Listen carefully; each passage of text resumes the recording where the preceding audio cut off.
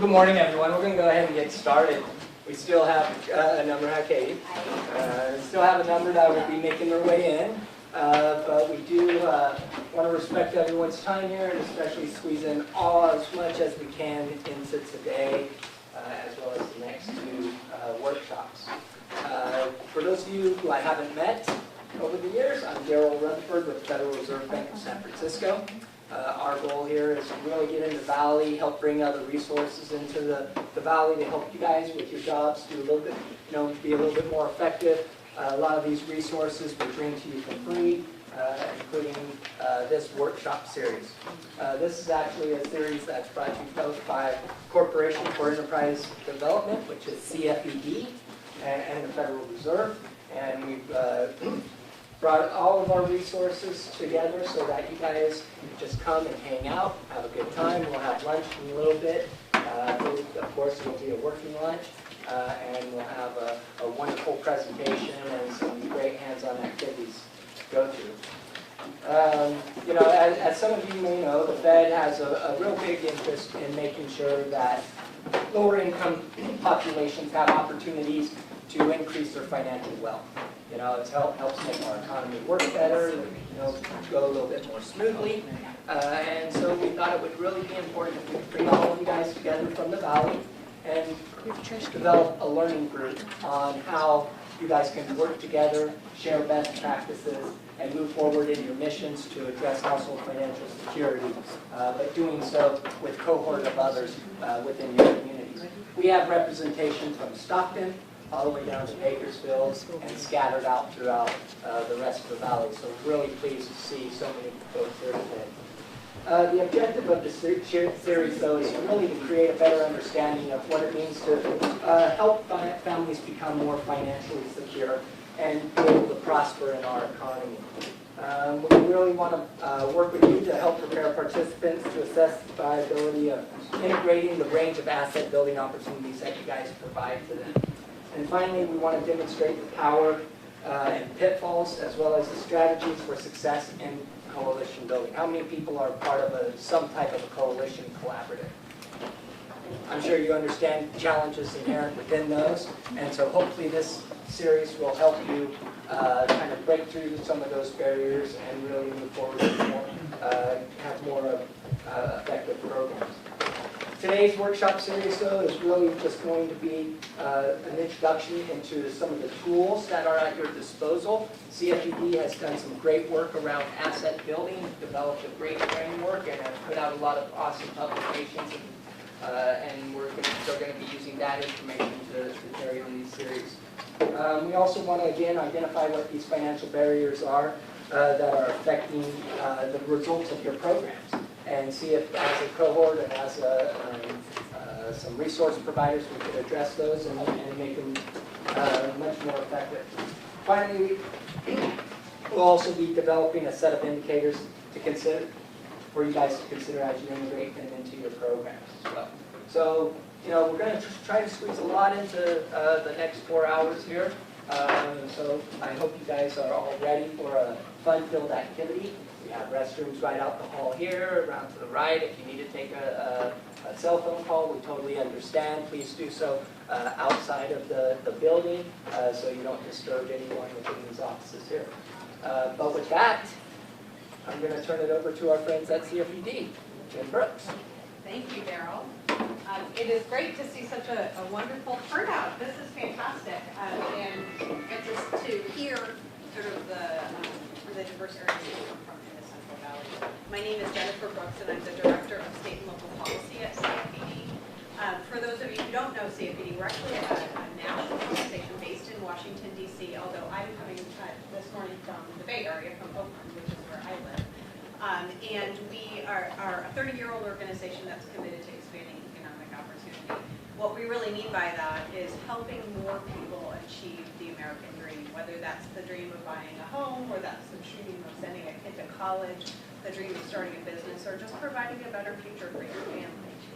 The way that we do that is we look across the country for good ideas, we test them out on the ground, and then try to take the good ideas to scale through changes in public policy and changes in private markets and programs.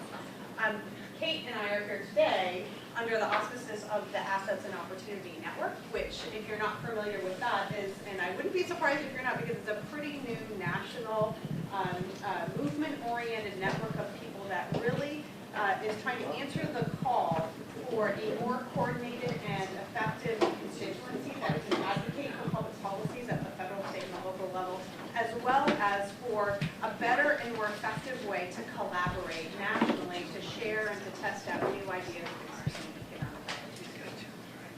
I just wanted to spend a moment talking a little bit about the Assets and Opportunity Network so you understand that context, and then this is going to come back again in workshop number 3 when we start talking more explicitly about coalition building. But the way that we are building sort of this peer learning community and advocacy community is really through five types of activities. The first is that we do virtual learning groups. So these are small groups of self-selected people who are interested in learning about a specific topic for in a time-limited way, identifying their learning goals, and then working together toward those. The second way is through webinars, and these webinars may be on program design, on policy change, a specific strategy, but it's sort of a low-cost way to get information out to a lot of people. The third way is events like this, so regional in-person convenings. And where we do these is really limited to where we have funding to do it, so I want to just recognize the funder for this workshop series, which is the Walter S. Johnson Foundation, and they have an interest in the Central Valley as well as Washoe County, Nevada. So they along with the Federal Reserve Bank of San Francisco are providing the resources that are making this event and the future 2 events possible. We also do large-scale in-person convenings. So every 2 years, CFED puts on the Assets Learning Conference. I hope that many of you have had the opportunity to go to an Assets Learning Conference. Our event last year had more than 1,000 people at it, so it was a great opportunity to network and learn from peers. In the off years from the Assets Learning Conference, our vision is that we will have a general member convention, a network convention. So this is an opportunity for maybe not all 1,000 members of the Assets and Opportunity Network, but maybe half of them to come together in Washington, D.C., set some priorities for where the network will go in the coming years, network, learn from each other, learn from experts, and since we're in Washington, D.C., do a little policymaker education to show our muscle and talk about the experiences that we have on the ground working with people who struggles that they face and how policy can support that. The fifth way that we act together is around doing joint public policy advocacy. To date, that's really been around federal policy issues, but in the future we expect to be leading some state-level national campaigns on state-level policy or local-level policy for that matter. So that's sort of what the network is. That's why we are here today. Kate and I are going to be your main trainers, and I'm going to turn it over to Kate now to introduce herself, walk through the agenda, and get you all to introduce yourselves. Okay, thanks, Jen. I'm just really excited to be here, and thank you all for coming and joining us. I actually did fly in yesterday from DC, so my apologies if sometimes we have to wane a little bit in energy. So my name is Kate Griffin. I actually, in terms of sort of my background and why I came here today, I spent the last 12 years working on financial security and asset building internationally in the field of microfinance. In the last couple of years of doing that, I focused exclusively on savings. Really worked at a number of projects that resulted in 500,000 people opening savings accounts and starting to save. So that's the sort of background that I brought to CFED, where I started working more domestically over the last year, and specifically really focusing on this issue of how do you take issues of financial security and asset building and integrate them into other human service, social service programs. I've been working intensively with 5 social service organizations over the last year on that specific issue, ranging from workforce development to community action agency, a child support enforcement agency, so sort of a diverse range of organizations. And I've also just done a big project with HHS on identifying opportunities for them to do a better job of integrating these asset building strategies across a range of HHS programs. So Head Start, the child support role But I also think that this is, you know, training is really a dialogue. And there's so much for us to learn from one another here in this room. Jen and I have really tried to create an interactive day and series of sessions. So we're excited to have the opportunity to do that. So here's how the day is going to flow. We've got a little icebreaker exercise that we'll do first off. And then really talk about sort of making the case around asset building strategies. Why should we really care about this? If you want to strengthen or introduce even asset building strategies within your organization, the first thing that you're going to need to do is make the case and get people to buy in. Everybody from your frontline staff up to your board. And so we're going to talk a little bit today about some tools and ways that you can go about making that case and making it in a strong and effective way. We've got an exercise that you can do to help practice, think about how you would do that in your own organization.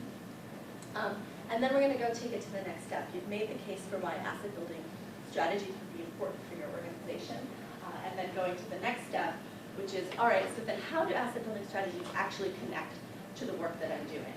So in this room here today, we have people that do everything from workforce development. I think there's a health group. There's folks that are working with farming communities. There's a whole range of different organizational missions represented here today. And how do you make that leap so that asset building strategies are something that actually makes sense within the context of your organizational mission? We'll be working on that.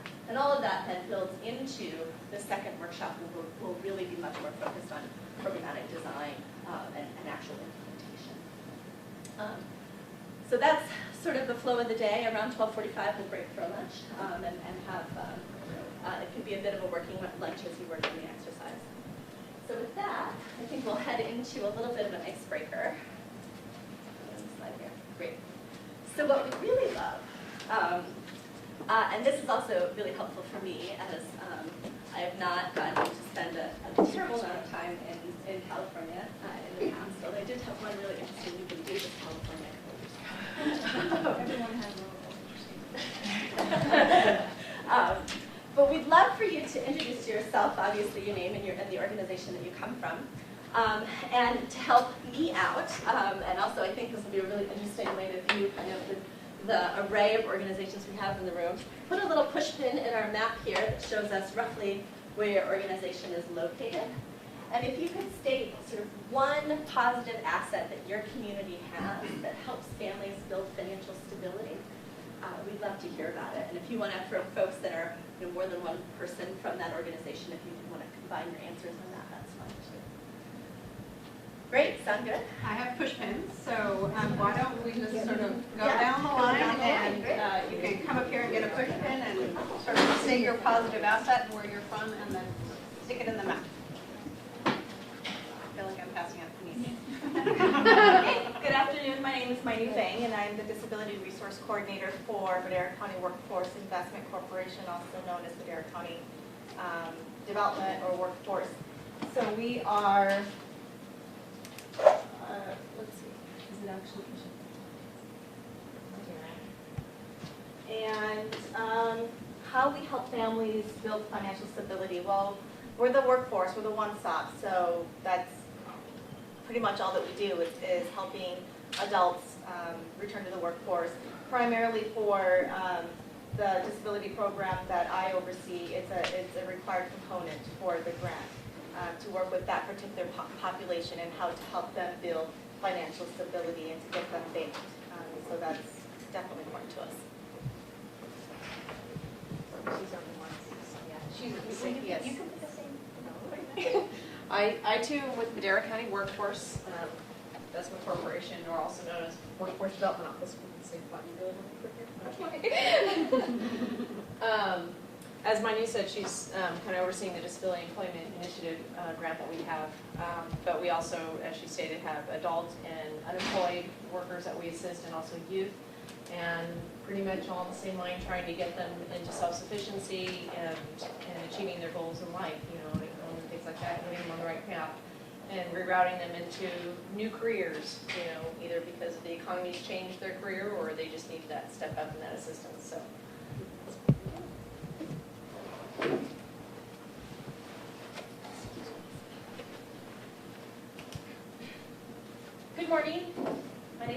Valladolid, and I'm from Modesto, California, in Stanislaus County. I work for El Concilio, which is the Council for the Spanish Speaking. We are in both Stanislaus and San Joaquin counties. We have various different services that we offer, including workforce development in San Joaquin County. But I'm the coordinator for Stanislaus County, so one of the things that we do that is unique at my agency from San Joaquin is that we offer the foreclosure prevention counseling, and we also offer financial literacy courses. And we're actually going to start offering them not only in Spanish and English, but in Hmong. So that's also very important for our community. So I'm going to put myself right there between those two counties. Hello, everybody. My name is Kevin Hill. I work for the San Joaquin Valley CRA Collaborative. It's kind of different than I think some of the other organizations here. It's an organization composed of nonprofits and financial institutions and government regulators such as DARO that is trying to get more resources for community development in the San Joaquin Valley, utilizing the Community Reinvestment Act and other programs like that. We got very recently, just in this room last week, had a very unique event, which is sort of like speed dating for nonprofits and financial institutions. I'm not in any specific county since the entire San Joaquin Valley is represented in our collaborative. And if any of you are interested in potentially looking at Community Reinvestment Act things to try to get more resources for your organization, I would encourage you to talk to me at some point during the day. I'm going to put a dot. You can put one in all of them.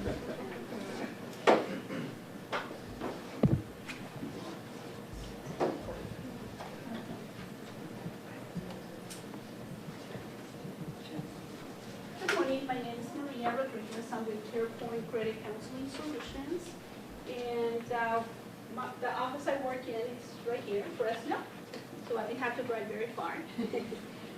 But what we do at our agency is assist homeowners to reach their financial goals by using their credit as an asset, by becoming debt-free, and also, helping them preserve their existing assets, such as their housing is what they're looking to do. But also by accomplishing their goals, then they can be able to reach that financial stability. So here in the Valley, I think our greatest asset, especially in Fresno, is that we all have access to land. Where in other cities or counties, we don't have that access yet. So we still have a lot of land to cover, and I think that's our biggest opportunity.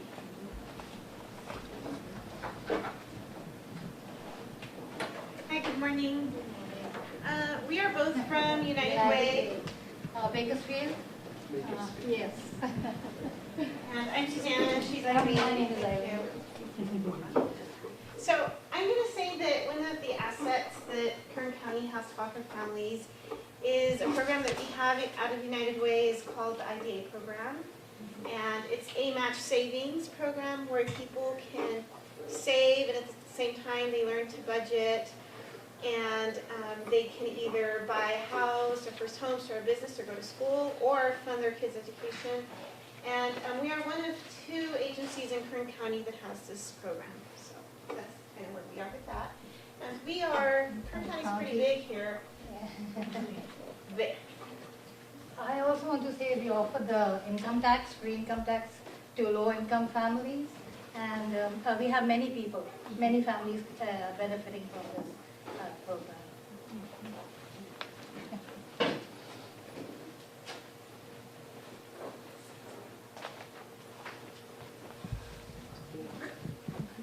Good afternoon, I'm Irma Garcia with Fresno Housing Authority. I work for the Resident Opportunity Self-Sufficiency Program. So I work with low-income public housing as far as creating events, workshops, anything that's going to help our tenants with education, getting their GEDs, budgeting, financing, literacy, anything that's going to help them move up and out. That's the best service. I've been doing it about a year. I was in different departments, but this I have found to be most rewarding. And of course, it's in Fresno. My apologies and disclaimer for the next person here. We actually have representation from Sacramento. I'm an interloper. I'm an interloper. And she's going to have to go off now. I'll go off. I think I'm up here somewhere. I just moved here a couple years ago, so I might be somewhere up there. Somewhere there. Somewhere up there, north of here. My name is Janice Sturkey. I'm the Program Officer for Income and Health at the United Way of the California Capital Region. And we are involved in a number of different aspects in financial stability and self-sufficiency for families. One, I am the Bank On Coordinator for the California Capital Region. Two, we fund organizations who also deliver an IDA program to foster youth in particular. We also do financial education, and hopefully that's turning into financial coaching in the fall. So we're going through a transition of what we fund in the fall. I also am on the steering committee for the Local Assets and Opportunities Network, which has turned into our Income Collaborative. And we are right now convening, and Sonia, you're part of that. We're convening organizations together to create an active referral partnership network. So all of our financial stability organizations who are working in the area of financial stability can actually work with each other.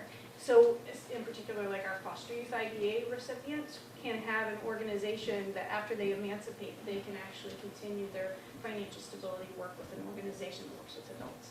So it's kind of where we are right now.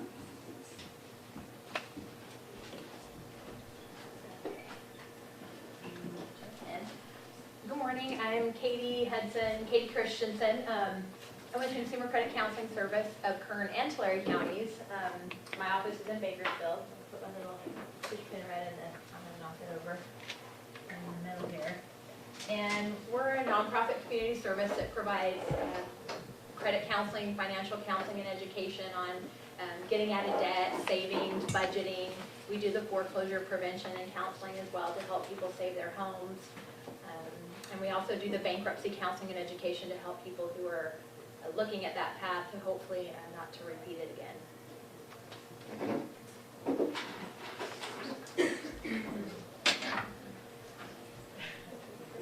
Today, yeah. I know. My name is Norma Rojas Morat, and I'm with the Housing Authority of the County of Kern. And I'd say one positive asset in our community is we do administer the Family Self-Sufficiency Program, which people who live in our housing qualify for the program. They sign a 5-year contract of participation, and we help them, as they're meeting their goals, they have the potential of having an escrow account. So if they meet all their financial goals or all their goals at the end of 5 years, we issue a check for the amount of what's in their escrow account. And so we've had checks as small as $200 to as large as $30,000. So it's really on the individual. And so we are in Kern County.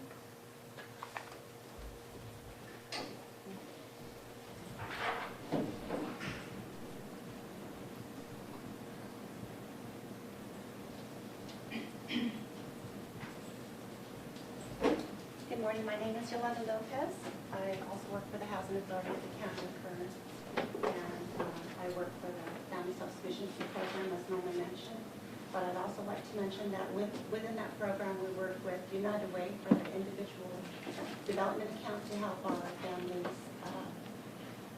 work towards homeownership or building the asset of owning their own business or providing for going to college.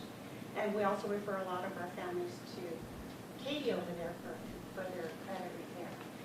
We provide services to all of Kern County with working right now with over 300 families and with low and public housing, but our office is in Bakersfield.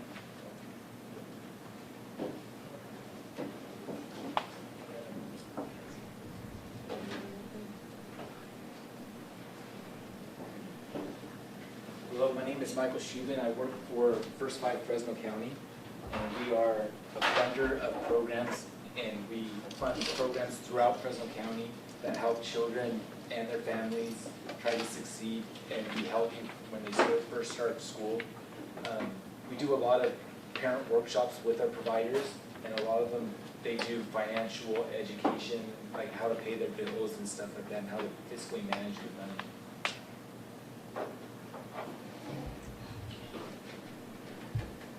Hi there, I'm Gloria Johnson. I am with Titus Financial Solutions in Stockton, California, San Joaquin County. We have helped positive things that we have done in our community is to help individuals and families to save their homes. We help them through the process of gathering all the paperwork, making sure it's accurate, submitting it directly to the servicers, and guiding them throughout the whole process. And when they can't keep their homes, we guide them through the alternative measures like short sales, etc., deed in lieu. And right now we're doing credit counseling and budgeting to bring them back into the market to purchase homes. And a lot of people now are trying to purchase, and this has been very good for us to help them get back. They didn't like renting, they didn't like the apartments, the schools, etc. So right now they're coming to us for help to purchase in the communities that they would like to live in.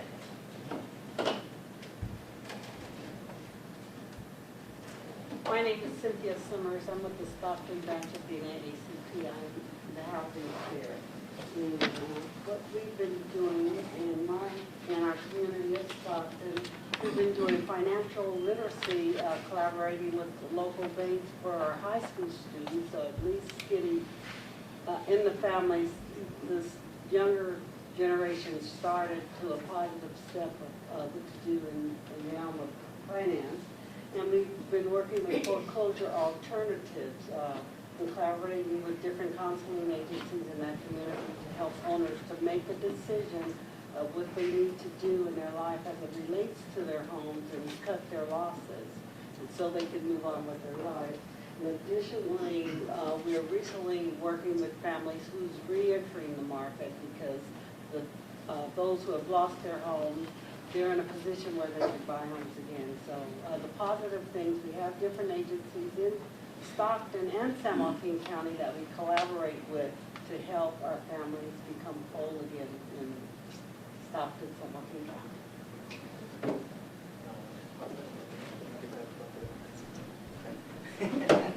Good morning. Good morning. My name is Carlos Lopez. I'm with California Human Development. I run the Work Start Youth Program. We work with 17 and 18-year-olds. What we do is we provide paid work experience for our youth. With that, most of them, this is their first job that they've had. So they must complete 10 workshops ranging from financial, how to manage their money, how to open a bank account. I mean, just those beginning steps to get going. We also provide campus tours to universities, vocational colleges, private companies, anything that they're interested in. We expose them to those career pathways. And they have to do life skills workshops and participate in community events that are in the community. Good morning, my name is Joe Diaz and I'm also with Carlos. I work for California Human Development. California Human Development provides employment services and training in not only in San Joaquin County but also in other counties north of all the way to the state line with Oregon. Well, what we do in San Joaquin, we have a training center in Stockton, a vocational training center. I teach vocational English as a second language. And lately we have also started providing workshops on financial literacy. We call it Sus Finanzas. Since we work with farm workers, we have language problems. We provide the instruction both is necessary, English or Spanish. They need to learn how to shop for banks because if they don't know, they fall into traps. They don't know how to administer the money. That's the biggest problem we see in with the population that we are working with. They really need to learn literacy, financial literacy. Otherwise, they get in trapped by the banks, paying penalties and this and that because they don't know how to administer. So we also teach them budgeting. We train them for jobs like truck driving, welding, construction, forklift operation, and different. In the other centers, we depend on what the job market is. Okay. And we are in Stockton, San Joaquin County.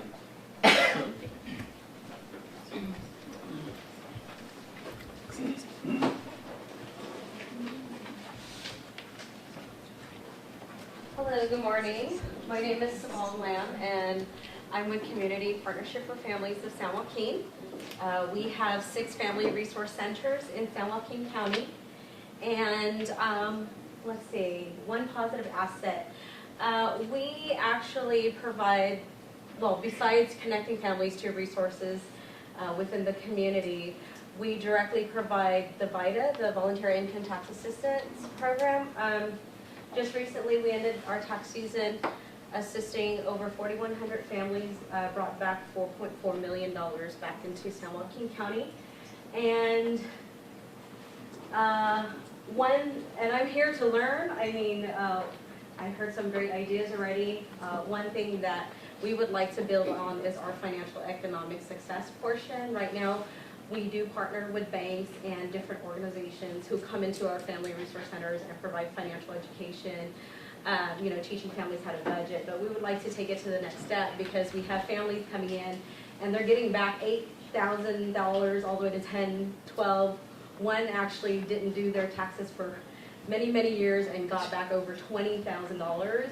And so it's just a matter of us trying to get the tools that we need to make sure that we position that family towards financial success and not, you know, come back for our services like 2 years from now looking to need an application for like PG&E assistance or something. So I'm learning today. Oh yes, That's good to start a business. My name is Joselian Barraza. I'm the former Director of Economic Development for the County of Fresno. I retired about 3-4 years ago.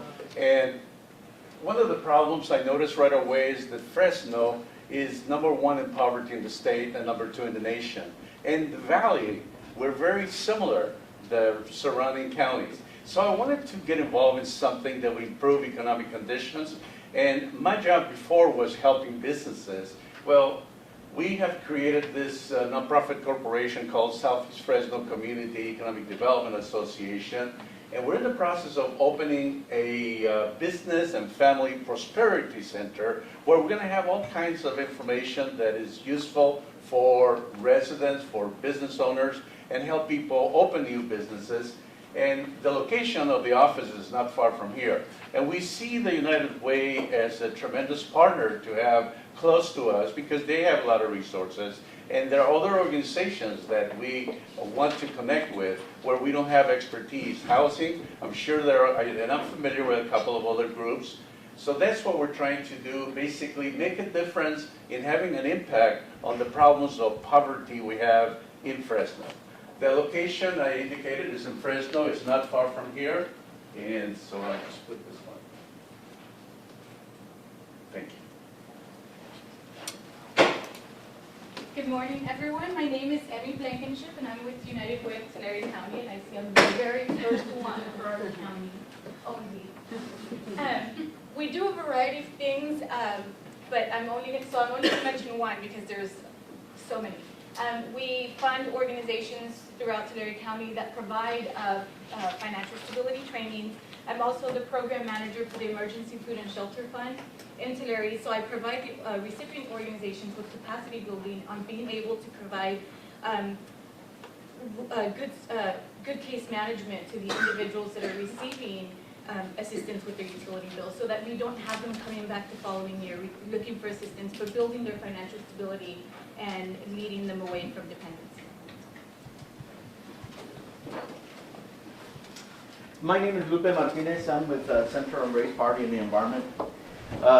CRP, as we call it, has been around for about 20 years. We're an environmental justice organization. And we've been in different places. And right now, we're also in Tulare and in Kern.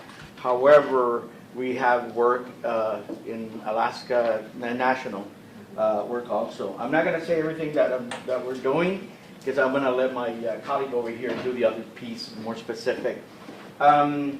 We have an office in San Francisco, an office in Kern County in Delano, right there at the county line, Tulare and Kern. And we also have 5 attorneys at this time and are getting ready to hire a few more And also with organizers, we have 5 organizers at this time. We use the attorney sometimes for organizing.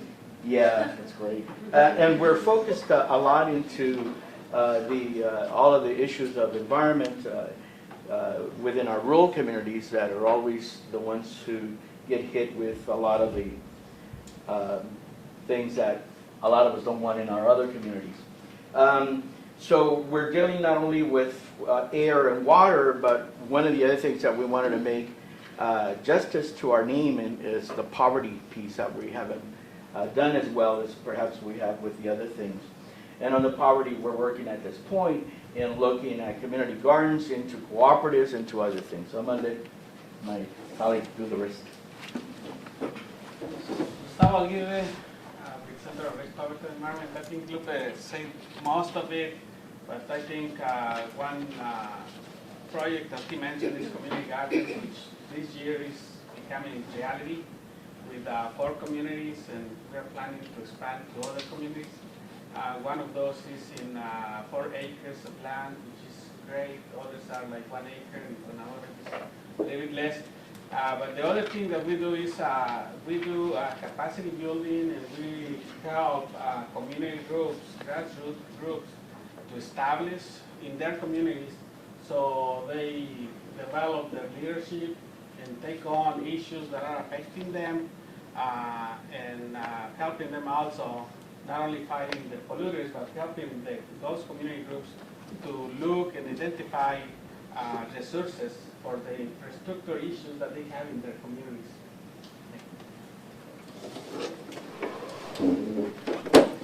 Hi everyone, my name is Aida Macedo. I'm a little bit of an oddball here, but I'm actually in private practice and associated with Miles Sears and Yanni, which is a local small firm here in Fresno, a law firm. And I was in legal aid before and worked for various civil rights organizations, and I'm looking for ways to get involved in terms of helping the community with financial literacy issues or economic development, and also trying to figure out how to have pro bono attorneys or new attorneys in the area help with these issues and have pro bono services work on some of these. So I think there's a lot of potential, and there's a lot of potential for coalition building, and I really want to be involved.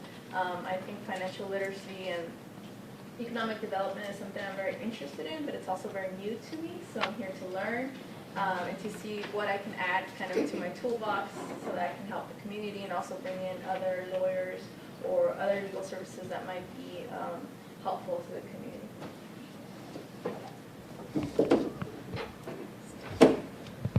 Hi, I'm Tiffany Povisa, and I'm from Stockton, San Joaquin County. Had I known there were other Stocktonians, we could have carpool, because that was a long drive on your own. I work for Family Resource and Referral Center. We are a direct service program. We help a lot of our families become self-sufficient.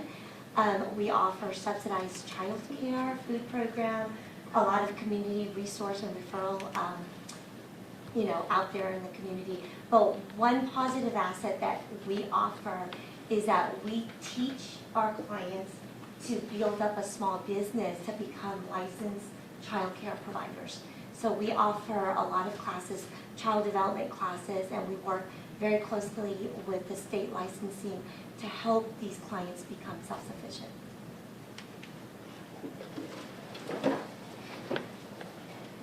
Hi everyone. I'm also kind of odd in that I'm in Sacramento. But my name is Sonia Airy. I'm the Director of Asset Building Programs for the California Coalition for Rural Housing. Yeah, so we're like, I don't know, around here-ish. Somewhere. And of course they're taping the workshop where I spilled coffee on my shirt. But anyway, so I oversee two main programs. One is our IDA network. So soon we're going to have 4 partners in the San Joaquin Valley administering the IDA program. And the other program it's called National Neighbor Silver, which is a national program, obviously, that supports financial empowerment for older adults, so 55 and up. So, yeah, thanks. Hi, good morning, everyone. I'm Camille Panu. I'm an attorney at the Sustainable Economies Law Center, which is actually headquartered in Oakland, so I feel like an interloper, but I'm their Fresno office. But I'm just me, so so you can put me in Fresno or Oakland, either one's fine. And also formerly at the Center for Race, Poverty, and the Environment, so I'm very excited to see my colleagues here today. Our center works mostly with communities, particularly low-income communities of color and immigrant communities that are seeking to create asset wealth or economic resilience through alternative strategies. So we do a lot with time banks, cooperatives, alternative and local currencies. And so in terms of a positive asset, I think we think of assets a little differently than traditional community financial services or community economic development. So we really believe in the individual power of people and communities, and that's kind of where we try to focus a lot of our resources. And I'm an attorney, so I do direct services to help make that possible. Morning. I have a few interlopers here, and I'm going to do the same thing.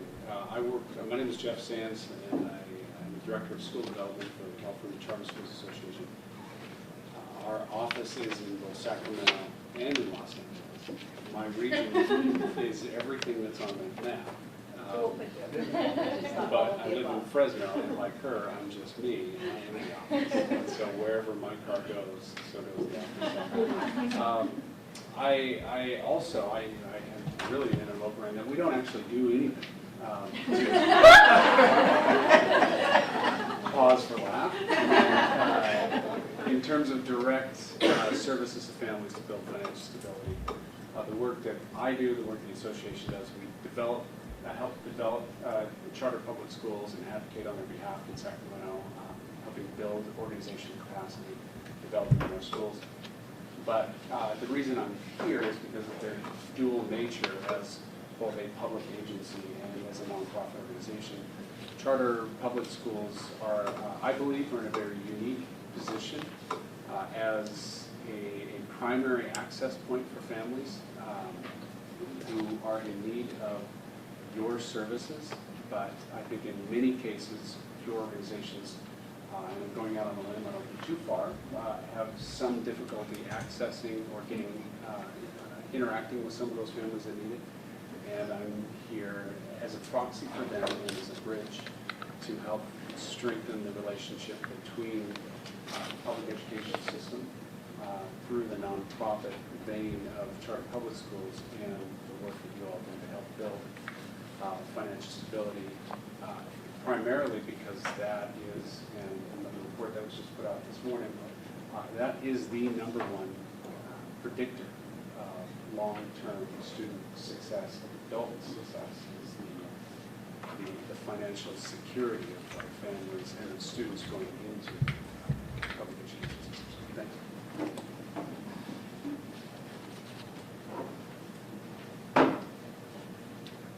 Well, it's still morning, so good morning. My name is Blong Lee. I'm the manager for the Fresno CFI. We are a subsidiary of the Fresno OC.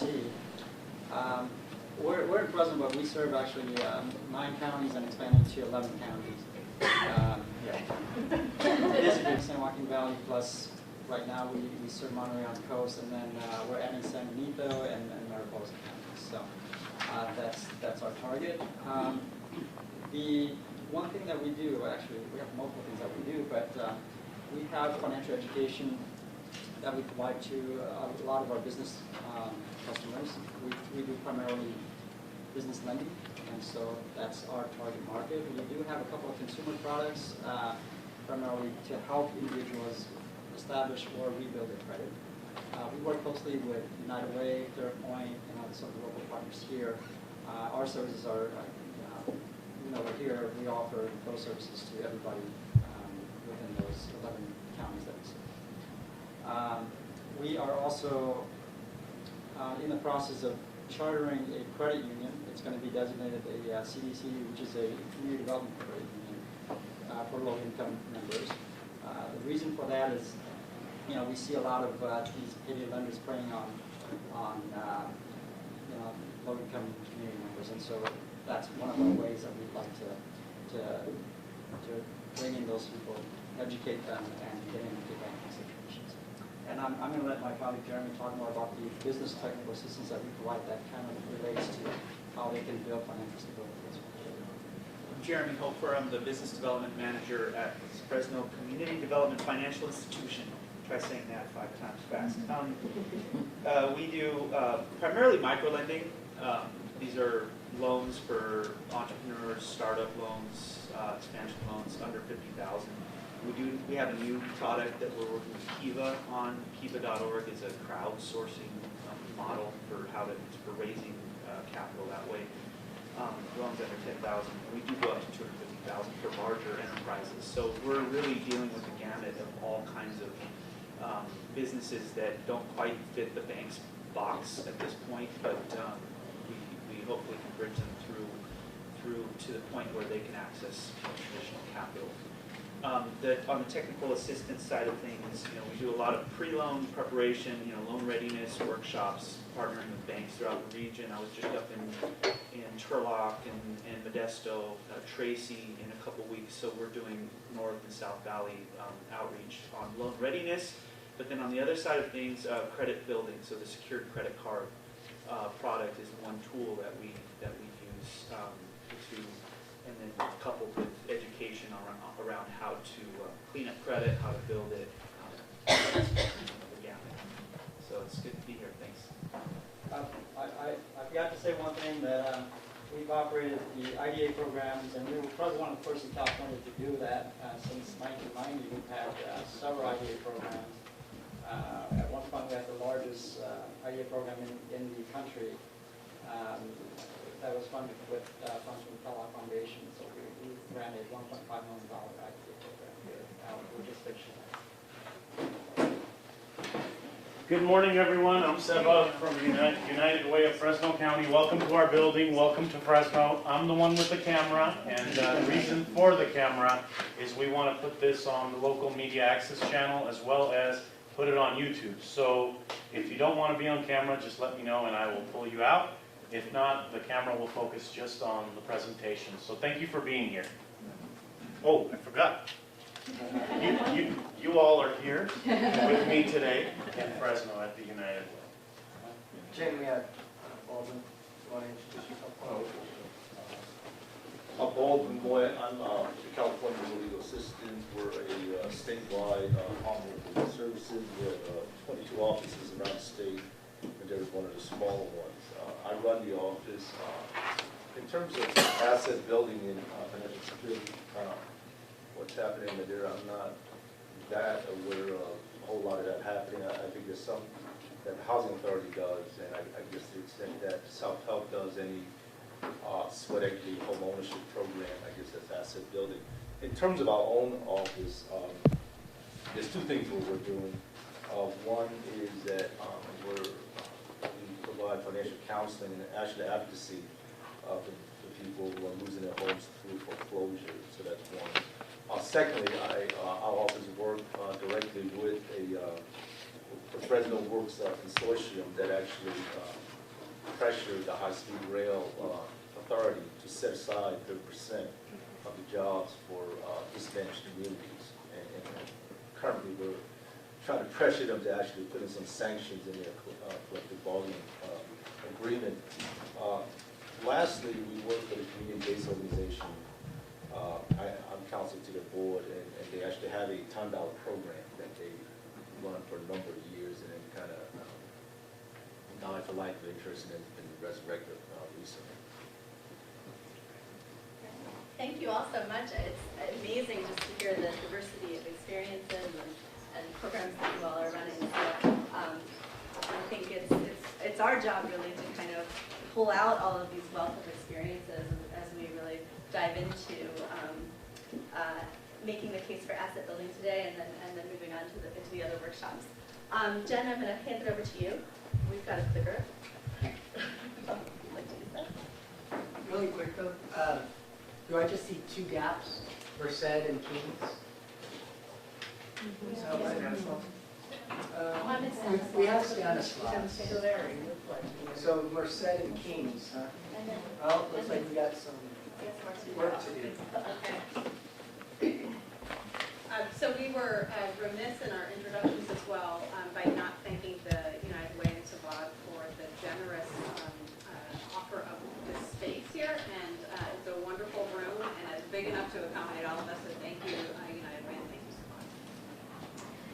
So I was blown away by the experience in this room, the experience that the work that you are already doing around financial security and asset building strategies. And so, our challenge really is to bring more to the table to help you feel like you left today left this entire series with more than what you came with. So the way that we framed out today's session was really that it was focused on framing, selling, and showing the impact of asset building strategies. And that's because we know that you've got your line of business, you've got a thing that you already do. But chances are that hopefully we will inspire you to do more and to do different. And that will probably mean making the case to somebody, whether that's to your executive director, your board of directors, a funder, a policymaker who you want to support this. And regardless of who it is, the approach to making the case is pretty similar with, the tweaks and customization, of course. So that's what we're going to talk about now. We're going to talk about the why, the what, and the how of making the case. And so just as an overview, the first part of making the case, of course, is communicating why somebody should ask you. So the way that we tend to do that at CFED is to paint a picture of a problem that needs to be solved. And to really connect that problem to what the person you're trying to persuade, what do they care about? Connect that problem to what they care about. Then you need to be clear about what your audience can do about it. There's nothing like, describing a big problem and then going, what do we do about that? So it's really important that you bring solutions to the table and solutions that sort of move the person you're trying to persuade from wherever their starting point is to where you want them to go. And then the third piece of this is talking about how the person you're trying to persuade, in a concrete way, how they can put the great solution that you have into action. So you want to give concrete examples that directly relate to what the person you're trying to persuade is already working on. So what I'm going to do in the next 20 to 30 minutes or so is just to share some research that we've done in the asset building field over the past 20 or so years about the impact that asset building can have on a person's life. I'm going to talk about some new data from CFED and the Assets and Opportunities Scorecard that really describes how families are faring here in California, and then provide a framework that we use as a starting point to really make the case to a number of different kinds of stakeholders around a number of different kinds of strategies. And we're doing this because we really want to encourage you to borrow any of this. We can make this PowerPoint available after the fact, and we'd love to, a little citation that if you use our slides verbatim, but this is information we want to share with you for you to use in making our case.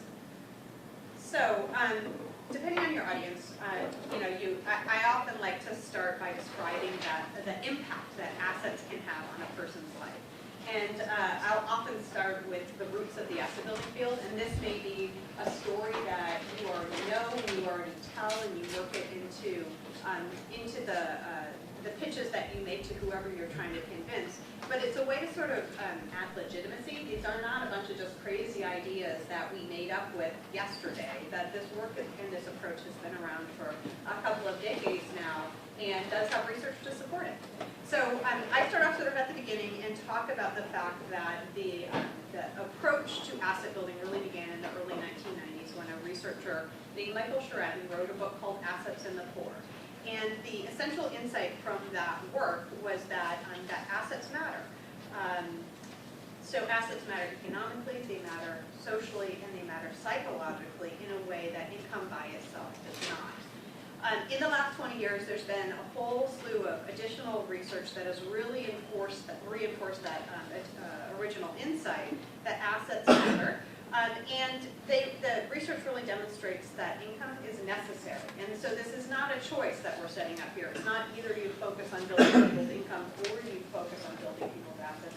Income is critical, but by itself it's not sufficient for financial stability or for economic mobility. It used to be that people could count on doing better than their parents. It was each generation did better than the generation before. Well, research demonstrates that today that's really no longer the case. And in fact, 40% of people who are born in the bottom income quintile will stay there as adults, 40%. And 70% who are born in the bottom income quintile never make it above the middle.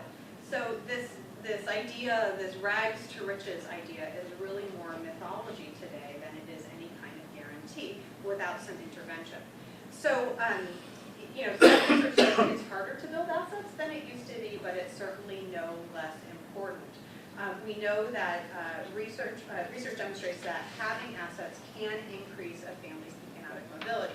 In addition to that, there's a wealth of other, no pun intended, other positive benefits of having assets. The first is that it can create resiliency in the face of economic hardship. Assets can promote long-term thinking and planning. They enhance well-being and life chances of children. They're linked to increased likelihood of going to and succeeding in college. And they're also linked to reduced marital dissolution and reduced domestic violence. And very recent research actually on the connection between having assets and college success really demonstrates that you don't have to amass some vast amount of wealth in order to have this asset's impact.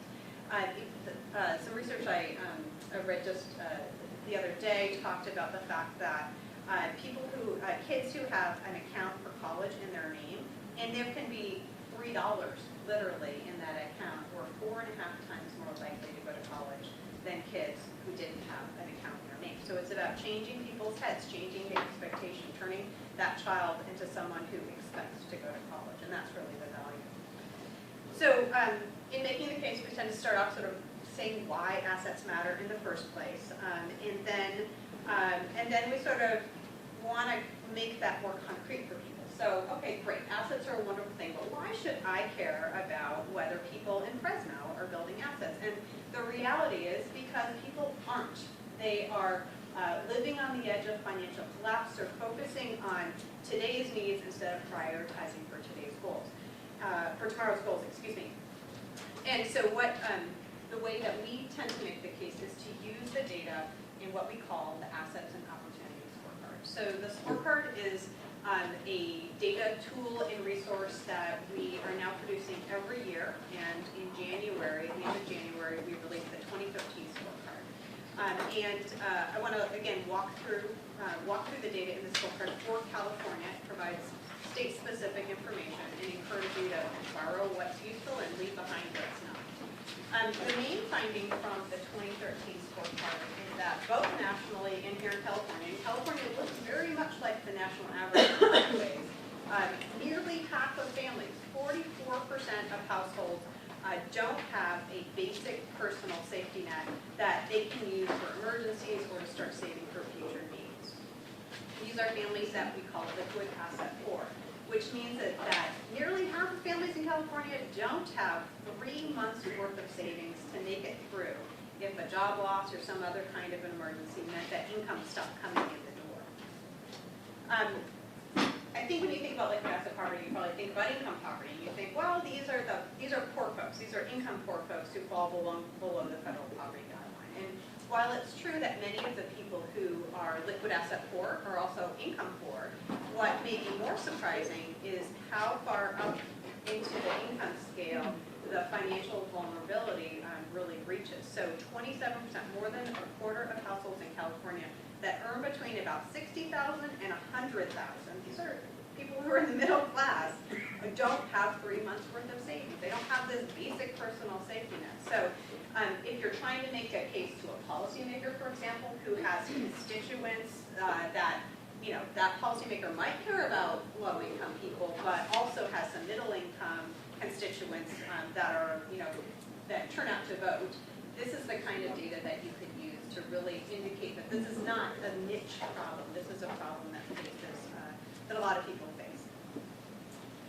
So why are so many people living on the edge of financial insecurity? Well, certainly the recession and its continued impact is a big part of the reason. We know that unemployment continues to be a big issue here in California. The data on the chart is from the scorecard and is annual data for 2011. You can see that California was second to worst in the country. And while that rate has come down across the country, the relative positions of states haven't really moved much. So right now, the latest data show that California is tied for third worst at 9.4%. And so it's like everybody's coming down a little bit, but things are still pretty rough here in California. And you could easily, in making this case, go get county level data, which I know in many places is going to be higher than the statewide rate. So part of the reason people are living on the edge is that there are no jobs to be had. But the other part of the reason is that many people lack even the basic tools to save for a rainy day. And so here in California, 1 in 4 households doesn't have a savings account. So if you don't have a savings account, where are you going to put those emergency funds? In the can in the backyard, under your mattress? You know, it's a basic tool, and a lot of people don't even have it, which really speaks to the importance of connecting people to the financial mainstream. And we know that about 8% of people in California don't have any kind of account. They don't have a checking account. They don't have any kind of account. So you got a question. This is California or national? This is California. So 28% of people in California don't have a savings account. So how are people getting by? They've got little savings, and so what are they doing? They're taking on debt in order to make their household budget work. So the average household in California is carrying around more than $13,000 of credit card debt, and this is about $3,000 higher than the national average. California ranks 48th out of 51 states and the District of Columbia. So this is a big deal. Debt is a big problem. Unfortunately, more than half of consumers in California don't have prime credit scores. They have subprime credit scores, which means that if they do need credit, they've got to turn to high-cost or predatory lenders in order to, again, make it through another year. And in fact, we know that of the folks who do have mainstream bank accounts, 1 in 5 households are what we would call underbanked, which means that they have an account, but they're still using high-cost financial services in order to make it through. So which does really underscores the point that people, they need credit, they need access to some kind of credit, and if all that's available is something predatory, then they're in pretty rough shape. So, faced with limited savings, high debt, bad credit, the opportunity to build long-term assets is really at reach, and these data are actually national. So nationally, we can see that net worth declined by more than $27,000 since its peak in 2006. Home ownership nationally declined to about 65% since its peak in 2006. And certainly there are a lot of reasons for the decline in home ownership, but obviously foreclosure is a big part of that. Foreclosures are down since their peak in 2010, but our data is from the second quarter of 2012, and the foreclosure rate nationally was 4.27%, which is still well above the pre-crash rate, which was less than 1%. So we have a long way to go. On the small business ownership side, we saw that small business ownership declined slightly as well, and it moved in tandem with the lack of availability of business capital. One interesting thing on the business ownership piece is that micro businesses, and so we define those as businesses with fewer than 5 employees, that micro business ownership actually increased slightly. And we can't say for certain why that's so, but one reasonable explanation is that, faced with laid off workers who can't find a job, they turn self-employment into a job creation strategy. So, housing and homeownership in California, this is probably not a new graph to you in a way. Compared to the national average of around 65% homeownership, in California the homeownership rate is a full 10 percentage points below that, about 55%. So, that may not be new, but what may be new is really pointing out the affordability of homes. And this may be more true in the Bay Area and in Los Angeles than it is in parts of the Central Valley. But at least at the state level, you can see that homeownership is 6 times median income in the state of California, compared to a national average of median home values being about 3.5 times home value. It's twice that in California. So home ownership is really out of reach for a lot of people. The people who do get into homes, unfortunately, are paying a lot more of their income than they really should be to pay for those homes. So about half of homeowners are spending more than 1/3 of their income on their housing expenses. And unfortunately, the situation is even worse for renters. So 58% of renters in California are spending more than 1/3 of their income on those costs.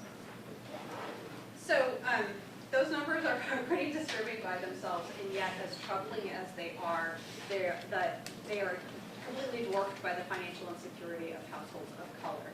So what we know is that 51% of households of color are liquid asset poor, compared to 31% of white households. And white households are also considerably more likely to own assets. So the gap in the net worth between white households and households of color is pretty striking. And if we look at home ownership, it's the same issue. So 64%, excuse me, of white households are homeowners, where only 45% of households of color own that asset. So that's sort of the big story in terms of how families are faring in California. There's a couple of other indicators that I just want to share with you so you have them in your back pocket in case it's something that you want to work into your pitch. The first one is around uninsurance. So here in California, 1 in 5 individuals is uninsured. And then the other one is around education, where we've got challenges pretty much at whatever grade level you're talking about. So this is a graph that is very busy, number one. But in addition to that, it's showing 8th grade proficiency in math and reading. And you can see that California is down here at the bottom, with only about 1 in 4 8th graders who are proficient in math and reading. When we look at high school degrees, again, California is down at the bottom, and we are supposed to be leaders in this country. Not so in all cases. And then if we look at 4-year degree by race, although overall we have a pretty good college attainment rate in California, if you look at the disparity between adults of color and white adults, you can see that California is in the bottom 10. So, pretty grim, right? I just put a downer on this this whole day, and your one reaction would be to throw up your hands and say, I'm going to go to the police and not think about this right now. But we don't stop there. We need to provide a solution, right? And it's the solution that we like to talk about is they're recognizing that a lot of people are financially vulnerable. What do we do that? We get them on a path that is not maybe home ownership tomorrow, but it's a path that leads there, and you can connect where people are today, which we've just seen, to where we want them to go. In general, the approach to providing solutions is that you want to, number one, name and validate what the person you're trying to persuade is already doing, to make sure that they feel like they are already contributing. But then what you want to do is sort of connect the dots from what that person is already doing to what they could be.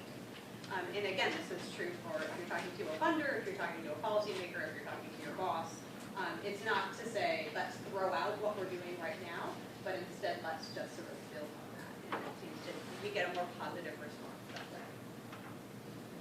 So one way that we do that is to talk about what we call a household financial security framework. And CFED developed this to really describe that path from financial insecurity to economic opportunity. And I'm going to show you the framework in a minute, but I just want to say a little bit about it first. And so what it does is really try to do that naming and validation of where your audience is. And it's sort of flexible enough so that everybody can find themselves in it in a way, and then they can sort of connect to what you want them to do. So it starts with where most anti-poverty folks start, which is about meeting today's needs, basic financial stability, making sure people have a home, making sure they have a job, that kind of thing. But it also really highlights the importance of connecting people to the financial mainstream, ensuring that they have the tools and the incentives and supports that will enable them to save and build assets, and also the importance of protecting people from predatory practices and the loss of income and or assets. So let's walk through the framework. It has 5 elements: learn financial skills and build human capital, earn income and benefits, save for emergencies and the future, invest in assets to generate wealth and income, and protect the gains that are made through insurance and by avoiding predatory practices. And I just want to walk through briefly what we mean by each one of these boxes. I want to start in the middle and start with this earn box. So when we're talking about income, we're really talking about 3 things. We're talking about wage income, if you had any business or investment income, and public benefits. Those are your 3 sources of income. And your ability to maximize that income is going to depend on a number of factors. One is having access to basic goods and services. So do you have stable housing? Do you have a car that will allow you to get to that job that will bring in that income? Having quality business or job opportunities. So in some parts of California, with high unemployment rates, the job opportunities aren't there. So that's going to really stand in the way of being able to maximize that income. Access to public benefits. Do you know how to get those benefits? Are you actually receiving what's available in your community? The assets you already own are going to influence your earning potential, your human capital that you might have developed through post-secondary education or training, as well as the knowledge and skills that are related to not just accessing public benefits, but once you're on the job, how do you navigate those employee benefits? Are you taking advantage of direct deposit, for example, or retirement savings, match savings? Moving on, savings is really just what's left over after you pay for your day-to-day basic consumption and you pay off any debts that you have.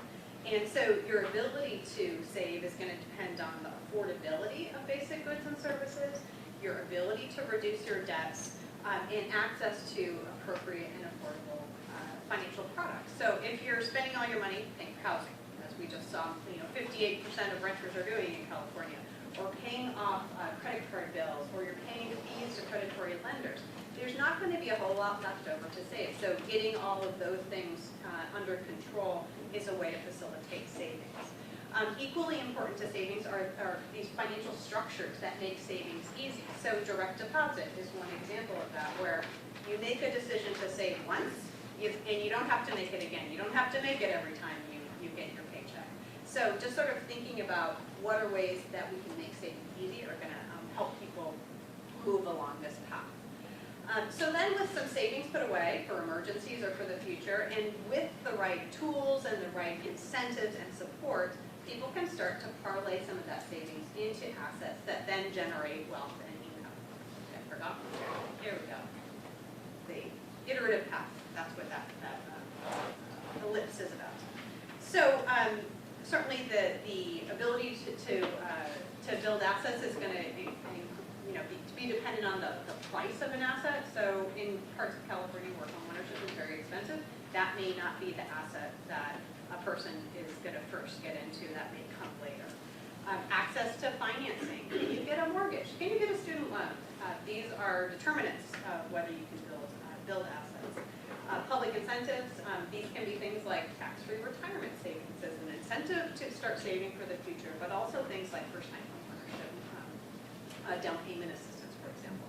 And then the knowledge and skills that you have related to purchasing a specific asset. So having the training about how do you fill out a student aid form is really critical to being able to access that good financing that you need to get an asset. The learn box across the top, you can see it spans up those 3 middle categories, and that's really meant to convey the importance of both human capital, K-12 education, post-secondary education, as well as having the skills to navigate the financial marketplace. And that shows up, those need to have that information shows up at all along the pathway. And similarly, the need to protect gains that you've made is something that also shows up all along the pathway. So I'm actually going to turn it over to Kate now, and what she's going to do is to make this a little bit more concrete for everybody, to give some concrete examples of what we're talking about in each of these blocks. Thanks, Jen. In regard to the income, is your model directed to try to maximize the benefits of what a person is making currently, but not necessarily, I know you have the other one where you invest to generate more income, but what about improving the earning power of the individual by the job, the training, the skills the person has? Is that something you get into? Well, I think that's definitely part of the model and the framework for what people need to be financially secure. And it can, you can decide where you want to put it, but it's in that learn box about stressing the importance of basic K through 12 education, but also the post-secondary skills training and post-secondary college, for example, would fit into that learn box as a critical input in order to move people. Is this PowerPoint going to be available to us? Yes. Send it out afterwards. Great. So, great. Really interesting theoretical framework. What does it mean in terms of the actual services that we provide, right? So that's what I want to spend a little bit of time talking about today, and many of you are already doing a lot of this. So if we talk about this learn box, who is already doing something that fits in this learn box? What is it? I've heard many of you talk about this. Yes, go ahead. Well, you guys talk about financials, but also we're already doing the financial literacy, teaching about budget, reduce credit. Right, right. So the financial education, the financial literacy work, right? Others want to chime into other pieces of that? Yes. We're actually doing the financial education and counseling work and some, and then, with the Access and Opportunity group that we just started with mutual housing, working in that direction, but we also do K through 12 education attainment. Right. Type stuff with a reading program and some health and healthy living. Great. Good. Good. Yes. We do K through 12 as well, education with post-secondary education as well, or certified training, truck driver training, things like that, to get advanced skills. Good. Great. And I heard some other folks talk about other types of more job-specific types of trainings that are happening as well. So that's what we would put here in that learn box. Earn. What are folks doing already that you think fits into this earn box in terms of types of strategies or products and services that you're providing? I think microenterprise provides a way, as you mentioned, that people that are laid off, a lot of times are going into self-employment to bring in, or even people with work that are underemployed have a second cottage industry or something on the side in order to increase money into the household. Right, so you're providing investments to help people. So yeah, Right. Good. Good. So that can fit. Some folks will put that in the earn box, and some people will put that in the invest box. But I think it's nonetheless an important strategy for us to talk about. Where it fits. Maybe non-income credit to help your family Get get some of their funds and non-income. Right. Exactly. So helping people in terms of access to VITA services and the earned income tax credit. Absolutely. Absolutely. Are any of you doing help in terms of connecting people to public benefits for which they are eligible? Rental assistance, utilities assistance, things like that? Yeah, great, great. What about workforce development? All of the connection to the job market, the folks from the Madera Workforce Development Council, I would assume that you guys are doing a lot of stuff that would fit in that box. We do a business service unit that has the partnerships and relationships with businesses in our community and can refer our clients to them and work specifically for them. And then we also provide benefits planning guidance to beneficiaries who receive SSI and SSDI who would like to return to work, and how does that look like when they return to work, and how their earnings then may impact their benefits, and at what point would they start losing their benefits to become financially stable. Really critical piece of the conversation. So, yes. On our side, obviously, employment training is very important, but that's besides employment training, our clients are provided with some sort of supportive services as they go along through the training. Okay, great, good. Yes? We've been helping people with the down payment assistance program. It's a public benefits for the city. Okay. And it assists them with the down payment, and we also teach them how to get their credit scores right for their down payment assistance program. So great. And you know, I think it's sometimes really shocking, sort of the statistics that you see about the benefits for which people are eligible, that they're not taking up, right? And so the work that we can do to really connect people to those benefits and then ultimately helping them to move off of those things as they become more financially secure and stable. Actually, you know, and one of those we can articulate is the VITA program, the volunteer and income tax assistance program, simply because I think there's some statistic that there's 15% of the people who are eligible for EITC actually get it. And it's like the government's largest anti-poverty program. And so if there's an opportunity to get the word out for that, and that actually increases the earnings of those folks. How many folks here are doing any sort of connection to VITA or EITC promotion? Great, good. If you're not, talk to those folks. There's a lot of services out there to help connect people to that EITC, and people are leaving money on the table if they're not accessing it. Great. So what about that next box, save? What are folks, I heard many of you talk about different ways that you're connecting people with savings accounts. Our earned escrow accounts. Yeah. Great. Yeah. Yes? Just a philosophical dilemma that organizations will face from time to time, and that is obviously we want people to take advantage of public benefits, but on the other hand, if you want to develop the independence of a person and not be dependent on public assistance, how do you encourage a person, how do you motivate a person to be, a lot of people want to be proud of what they are accomplishing in their lives. And so it's a balancing act, and hopefully we encourage people not to depend on public benefits if they are capable, because there are some people that need the benefits that are not physically in a condition to, Anyway, it's a philosophical question that because you start wondering will all those programs contribute to the poverty we have, because people don't go beyond a certain level. Yeah. No, I think it's a really important philosophical question. Lots of heads nodding around it, definitely. And I think too, there's the element of people, these statistics about people not taking benefits for which they're eligible sometimes is also a pride factor. I don't want to be that person who takes those benefits. And it is a very difficult sort of pathway too. You just mentioned that you're talking with people on SSI and SSDI, and how do you move on that pathway? And you have to sit down with them visually. I've noticed that with beneficiaries that we work with, we have to show them the total financial outcome that they will be receiving. And it's a slow process to get them to change their thought process, because they've been dependent on these benefits for such a long time. And they may initially come in and feel like, I can't even get enough time. And that's fine, but it's a process that we're going to walk through. And as they start to earn, and they start to see the total financial package, they're more likely to work with us to become self-sufficient, because they may be losing $866 that they've been dependent on for such a long time, but if they start to earn, they're earning what they're making per month in addition to whatever is left on their disability benefits, and that results in much more than what their cash check would have been.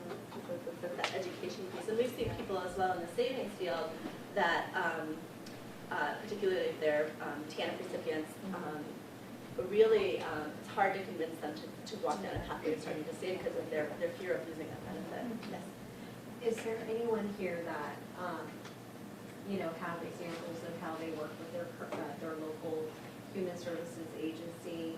Because we're talking about savings, and there's a certain amount of assets that families can accumulate when they're on assistance, and we've seen it where families don't move to that next level just because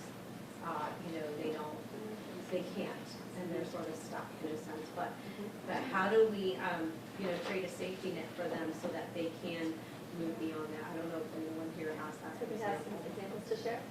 Well, so this is the question of asset limits on public benefit programs, and it goes really to the theoretical conundrum of ideally we want to encourage people to be as self-sufficient as they can, and at the same time we recognize that social supports are there for just that, for supports, that we want people to take advantage of those, and that the key is to design our social supports in a way that encourages people to move along the path rather than traps them. So in the disability program at the federal level, the asset tests are, $2,000 or $3,000. And that sends a really strong signal that you shouldn't be saving. My sister's on SSI and she's like, no, I can't have a bank account, which is totally not true. I mean, so there's a lot of misinformation out there. But it's where public policy comes into. At the state level, decisions around temporary assistance for needy families or CalWORKs, for Medicaid, and food stamps, these are all decisions that California can make about how does it want to structure its program so that people can start to save, build a personal safety net so that they can move their way off the program. And they can't be scared of like, oh God, if I take this job or if I start saving, I'm going to stop getting that whatever, how many $100s a month, and that's this huge disincentive to save. So we've got to fix that. And this is something we'll talk about in workshop number 3 when we start to look outward a little bit about what is it that we can do together as a coalition that maybe we can't do by ourselves. And one of those things is changing policies and raising up our voices and talking about the fact that these asset limits and public benefit programs send this really unintentional signal that keeps people dependent rather than fostering their independence. So you struggle with that, on a day-to-day basis of how to help people navigate that. I mean, what you can do is make sure they know the rules, make sure you know what the exceptions are, put their money in kinds of accounts that are protected and excluded from those resource tests. So in the short term, you can work with people on that kind of basis, but then there is a larger policy question that we hope everybody engages. So, saving strategies is our next piece on the household financial security framework. What are some products or services besides, we've got the escrow accounts within the housing authority, other types of savings strategies that you're pursuing? IDAs. Is everybody here familiar with an IDA? No? So an individual development account is a matched savings account. So where an individual commits to saving a certain amount on a fairly regular basis, and those savings are matched, sometimes dollar to dollar, and sometimes at greater amounts, 2-to-1, 4-to-1, 8-to-1 even. And it's usually in pursuit of a specific type of use. So most often used for the establishment for a home, used for investment in education or job training, used for investment in small business capitalization, and some other uses, I'm sure. So those are individual development accounts or a type of savings product that is often exempt from asset limits, which makes them a nice piece. Along with that, children's savings accounts.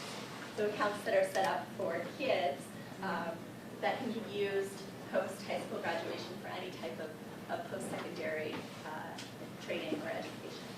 And those are usually also matched accounts. Yes?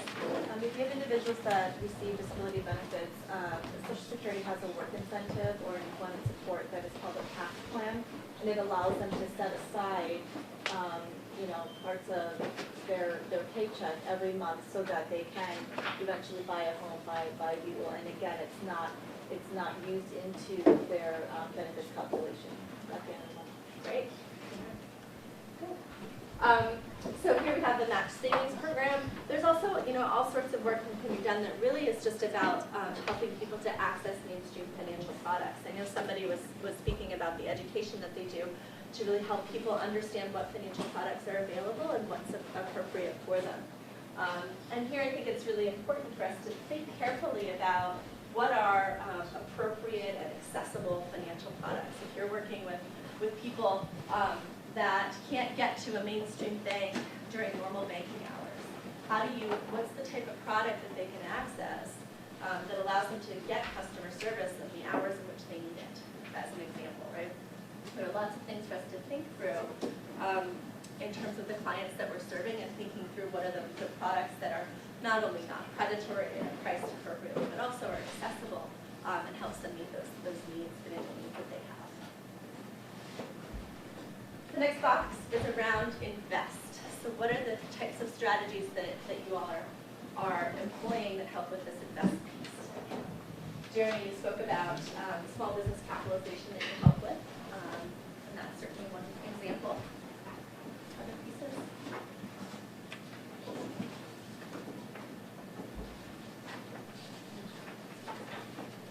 There's equity investments too that can go on. IDAs can actually be looked at that way as equity investments. Sure, absolutely. IDAs help in terms of these investment fees too. What's another piece? So before somebody can invest in terms of getting for example, a mortgage or things like that, there's often a critical piece people need to address first. Home buyer education, absolutely. What happens if their credit's bad? Right? Right? It's often a really important first step is that piece to make sure that they actually are able to access some of those investment opportunities to address their credit. Some credit counseling there. First time home buyer programs, small business development. And then the last box is protect. So once people have started to build up these assets in their lives, what is it that we can do to help them really protect those assets and ensure their longevity? People fit some of the things that you're doing into that protect box.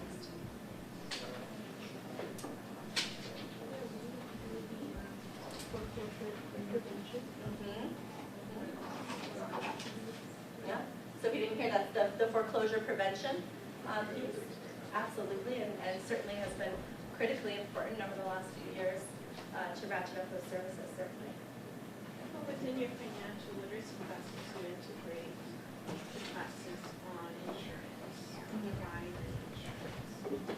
Great, so information and education around insurance products and why they're needed and how to navigate the realm of available products that are out there. Great. Okay. Good. And then I would add, in addition to that, sort of additional information that helps people navigate that wealth of financial products that are out there, many of which that are predatory, help them have the information that they need to do a better job of choosing the products that are right and avoiding things that are more predatory that would chip away at those assets that they're building, right? So anything that you can do that really helps inform clients about the hazards of high-cost financial products and help them navigate that world will certainly help them in terms of protecting their assets. So we're going to return to this again and again, right? This is a whole wealth of asset building strategies, and certainly no one organization will be doing every single one of these things, right? I think all of you can identify with some piece of this in a really important and critical way. And so what we want to do next, as we start to get into lunch, yes, just curious, where would like retirement accounts, saving for retirement, where would that fit? Would it be saving or investing or protecting or kind of everywhere? I would personally put it under savings. Would you agree with that? In this case, I'd probably put it under invest, because it is the asset in the end. And again, all of these, if you ask 5 people at CFED to put things in boxes, they would come up with 5 different answers. Right, exactly, And so it doesn't really, you can decide where it makes sense for you, but the point is it's sort of a conceptual framework to help you think about all of those things and put them somewhere. Right. So save, invest, somewhere in there. Yeah. It's on the screen. Yeah. Yes. Something that might be useful to know is when is a certification or permit or license or required? Like, I know you can't be given a lot of investment advice without having a certain certification. The same is certain areas of credit counseling. So at some point, if you could share that with us, because I'm not really aware exactly where the lines are drawn for that type of requirement. Wow, that's a great question. And I think you've drawn 2 important ones right around sort of investment and credit counseling. I know that there are some certifications around financial counseling and coaching, but they're certainly not yet, I think, seen in the same light as the credit counseling certification and the investment certification. Others have experience in terms of where you would. It ultimately comes down to who do you think is a quality provider that you would want to connect your clients to, right? And we're going to talk a little bit more about referrals and how do you build robust referrals that are quality in the next workshop. So let me think more on your question and make sure we talk about it next time. Others have things to add to that? Good. So because we know that none of you are going to embrace every single one of these strategies and be able to do them directly yourselves, this idea of making the case and thinking really deeply about which of these services are the ones that your organization should really be providing to your clients, and which services are things that you want to refer out to, and which are things that you sort of say, oh, that's not for us today, or that's not as important for our clients. The exercises that we want to do today are really kind of taking us on a pathway of thinking through that issue. So we're going to work on an exercise. I'm going to hand it out now. And you can feel free to kind of work on this over lunch and chat with your neighbors and people that are doing similar things.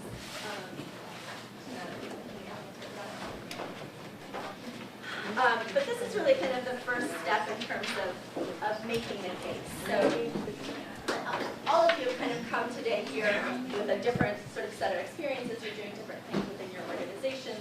And you may or may not be interested in expanding upon the work you're doing, or improving upon it, adding a new type of service.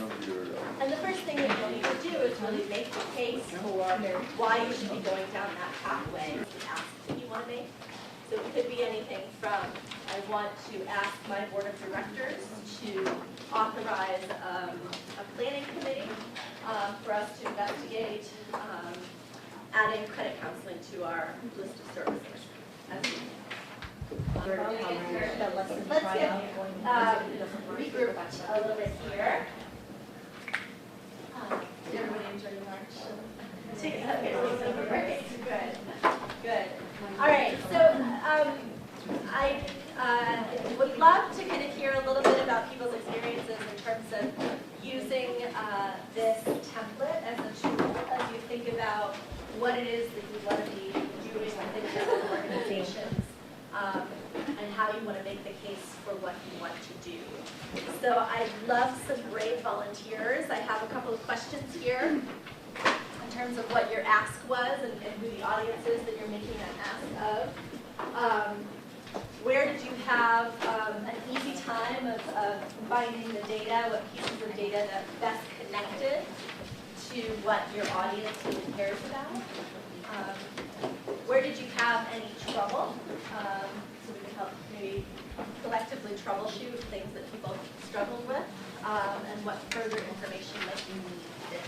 So who's willing to kind of share a little bit of their experiences in terms of the types of things you were writing down on your template? Do I have any volunteers? Jen? I'm always volunteering. All right. I have no row. Okay. Actually, this fits right in with how much work is it going through this?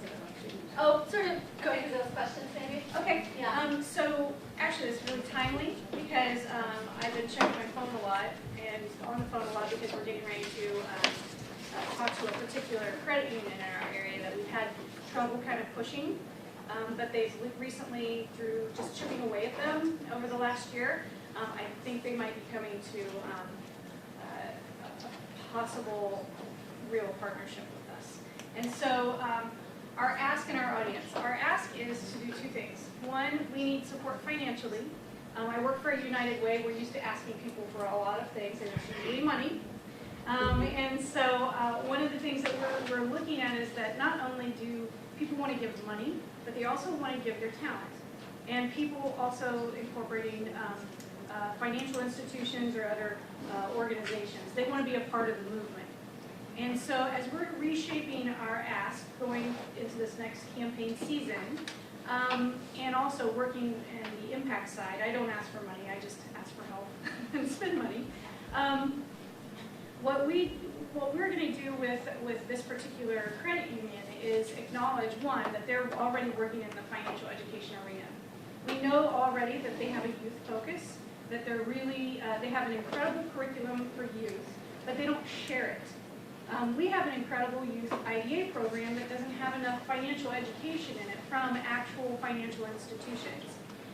We have asked this institution before to be a host for an IDA program, and as you know, if you were working in those are high transaction accounts, and not a lot of financial institutions are willing to do that. And so we'll get there one day, but we're not going to ask them for that today. They're not ready. What they are ready for is most likely to do the financial education portion and also give us a little sponsorship dollars so we can expand the program. And in return, what they get is exercising their member education services, which they have a big team in Sacramento, and then also some community recognition for their hard work. So they'll get to see those outcomes. They're very outcomes driven. So our ask are those things in our audience is the financial institution? Which pieces of data best connected to what your audience cared about? They want to know how many people we're currently serving, how they're getting served, and what our outcomes currently are. And not just what they are right now, but what do we expect them to be? Because we have a program that's only about 2 years old, so we're still really exercising and cleaning off the dust. We're learning things every day about the foster youth program, so we're going to be very honest with them because that's their expectation. And so we're going to tell them how many kids we have in the program right now, how many kids actually attain the IDA, and then what they use it for. We just graduated one person recently from the IDA program. The rest should be graduating over the summer. That started in that first cohort.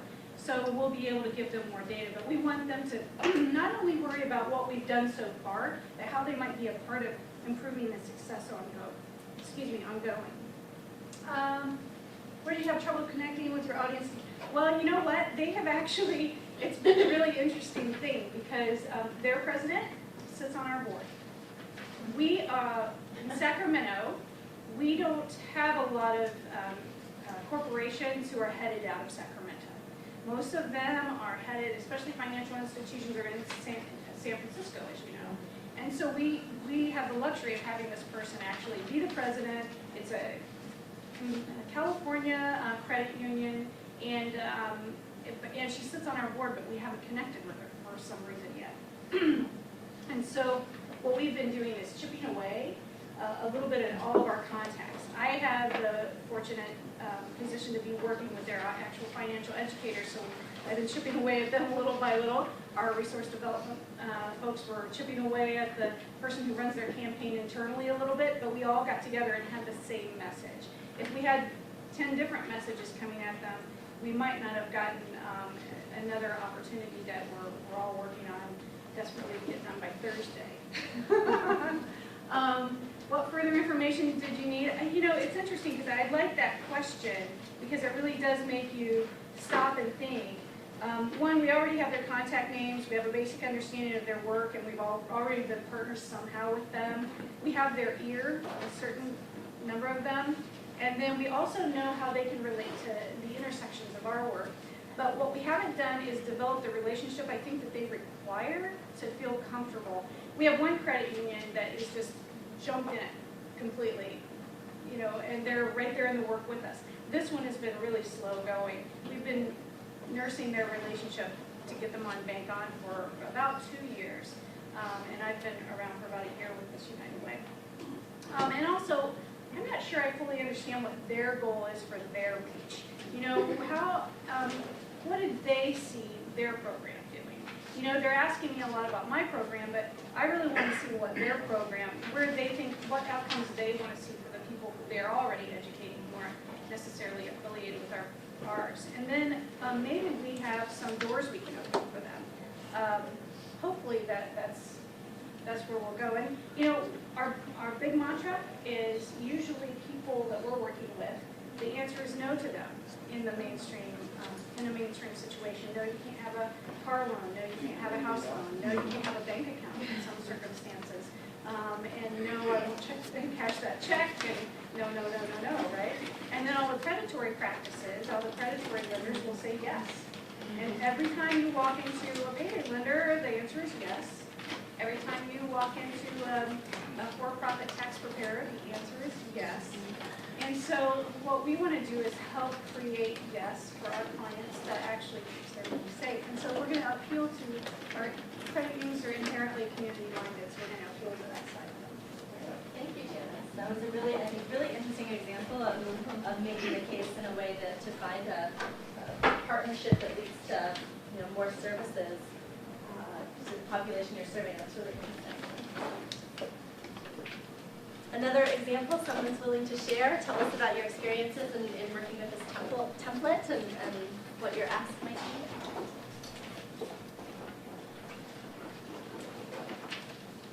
About how much people you want to. Come on, brave souls. Brave souls. Are we gonna have to start calling on people, Okay, housing authority, yes? Want to tell us what you thought about? Really it was different because I don't think we have trouble getting our board or our staff, but it really is getting residents to participate and engage. So I was thinking of it more from the resident and participation. So I think our ask would be, we would be asking our audience to commit to learning about financial security. And I wouldn't even use education in it, just learning about what financial security is. Which pieces of data best connect to what our audience cared about. I think our audience is really scared about losing their safety net. And so really educating them, it was twofold, not only their safety net, but also the education data. How is this affecting their children? Because they don't want their children to be living in the same circumstances, or they want something better. So connecting both the safety net, or eliminating that fear of the safety net going away, and then also how this can benefit their children potentially. Where do you have trouble connecting to what your audience cares about? I think a lot of times you don't listen as a service provider. You're so worried about implementing the programs or what you're having to do that you don't take a step back. And so teaching staff or talking to staff about connecting in the sense of what is that real fear? It's not just that they don't want to go get a job or that they're not interested in financial security, but what is that, Jim? Is it, I don't have enough to buy bread at the end of the month and you want me to be thinking about this other stuff. So once you identify that, and if you can provide the resources to get them through, then maybe they can think about financial security. And so what further information did you need is identifying what are the top 5 or 10 issues as they relate to basic needs. And then identifying whether the resources available for you to partner with in the community or creating resources of your own. I know for us, we've established our nonprofit foundation. That gives us a little more flexibility in going after community resources so that we know if we need to develop a food pantry, if we need clothing to help families with that, before the start of the school year, we can eliminate some of those worries that they have, and then maybe that can get them thinking in terms of other resources for themselves. That's great. So, thank you. And we'll get into some of that conversation around thinking about the delivery of the services in the next workshop, so it's a great tee up for it. So we've got a great example of making the case for a client audience and for an external partner audience. Did anybody do something that was more internally focused within your organization to other staff within your organization? Mostly externally focused? Yeah, I think actually we'll be using this tool to get our RD staff to deepen their knowledge and understanding about why asset development is so important, and it's not just the area of income or financial education classes. That's great. That's great. Yes? I think for us, internally, yes. Okay. To answer your question. Okay, great. Tell me more about what you did. Do you want to stand up and tell us all? What was your ask, or your audience? Our audience would be our board of directors, and definitely, our executive director, she's already wanting to move into financial and economic success. Of course, that's where VITA came in, and then we partnered with organizations to do, financial education classes, but we really want to take it to that next level. And so that would be, my audience would be our executive director and our board of directors to see if they can approve perfect timing because we're actually looking at a logic model right now. So it's perfect timing. And we do bits and pieces of this, but then I like how you gave us this framework because it will really help me sell it to them in a sense. In addition to just internal organization, but really looking at the systems, the directors of the systems as well. Which pieces of data best? I think really the goal for our agency is to decrease generational poverty. And so I would like to use the education data for that, in addition to a lot of the other scorecard examples that you have here. Where did you have to look into what I was caring about? I didn't feel like I had trouble connecting just because this for the last, I don't know, maybe like 4 or 5 years. We've done VITA for the last 10 years, but definitely for the last 4 to 5 years, we've been really moving to, instead of just working through system change, we've been really wanting to move families, into self-sufficiency. And so I think this is something that has already been on everyone's mind. It's just a matter of, where do we go from here? So, further information that you need. I think it's just, I don't know what further information I need to, I don't think I got to that part. Yeah, until you get those tough questions. Good, thank you for sharing that. Great. So I think 3 great examples of different ways that you would need to be making the case and the type of work that you're doing, or what to be doing more of. So we're going to move now and sort of into the next sort of step in the process. You've kind of made the case and gotten people excited. I've used some data to really help foster that excitement and gotten people excited about what you could do. But then you're faced with this whole array of asset building strategies, right, that we talked about before lunch. And this isn't even completely exhaustive. You named other things as well that fit into that payment security framework, different strategies that you're already using, things that you may have heard from others that suddenly piqued your interest in some things you could be offering to your clients. So how is it that you start to whittle down among this array of possibilities and say, what's really important for me to be offering to my clients today?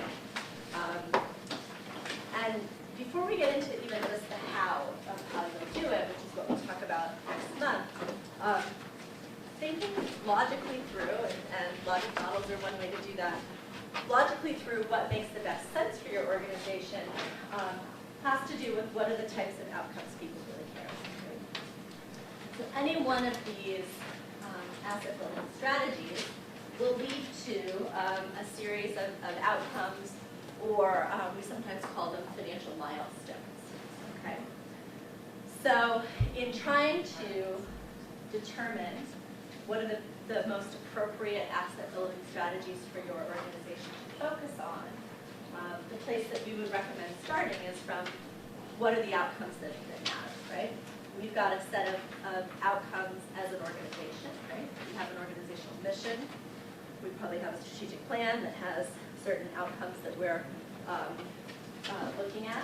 How do these asset building strategies contribute to the achieving of those outcomes that you need to achieve as an organization or within a discrete program within the organization? So if we look at any one of those asset building strategies, it's important to think about what, if I apply that asset building strategy to my client population, what do we get out of that, right? What's the milestones that our clients achieve by virtue of providing that service? So let's do a little brainstorming here. I've picked out 6 different asset building strategies for us to talk about, just by way of example. So if you are providing, let's say, financial education and counseling,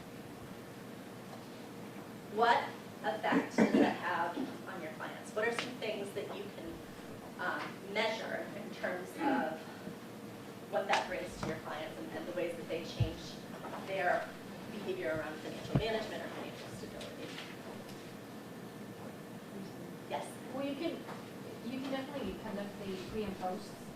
based on the presentation that you did. Okay. And then your follow-ups. Okay. Your follow-ups, either individual or as a group. Okay. Following up on, once they've opened, if they decided to open a checking account, have a follow-up course where how to balance a statement, you know, once, how to balance their statement, not just the generic example. Right, that's great. So in terms of the how to do it, if you're doing sort of before and after the education, the intervention testing, the range of knowledge, but you had two really good examples. One was, establishing a budget and following it, right, and establishing a bank account, right? These are things that you are training on. Have they actually done those things, right?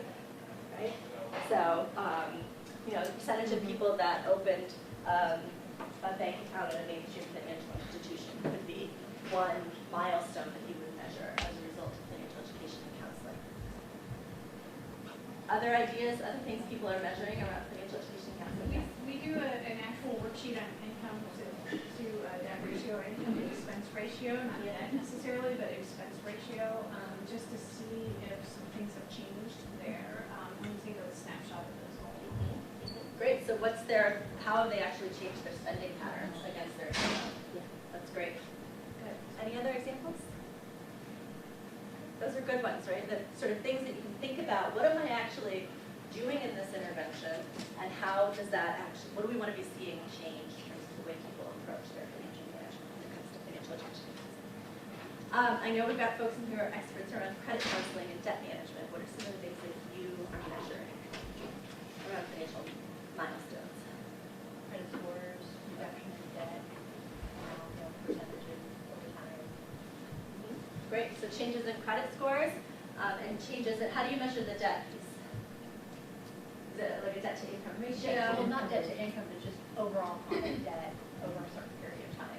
Okay. I mean, you do all that, right, just, you know, nothing specific on debt reduction, but just how they, you know, how quickly they manage to do it over time versus their income, all sorts of millions of milestones to look at.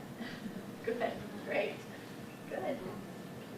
And for those of you that do free tax prep and access to the earned income tax credit, what are some things that you measure as a result of that work?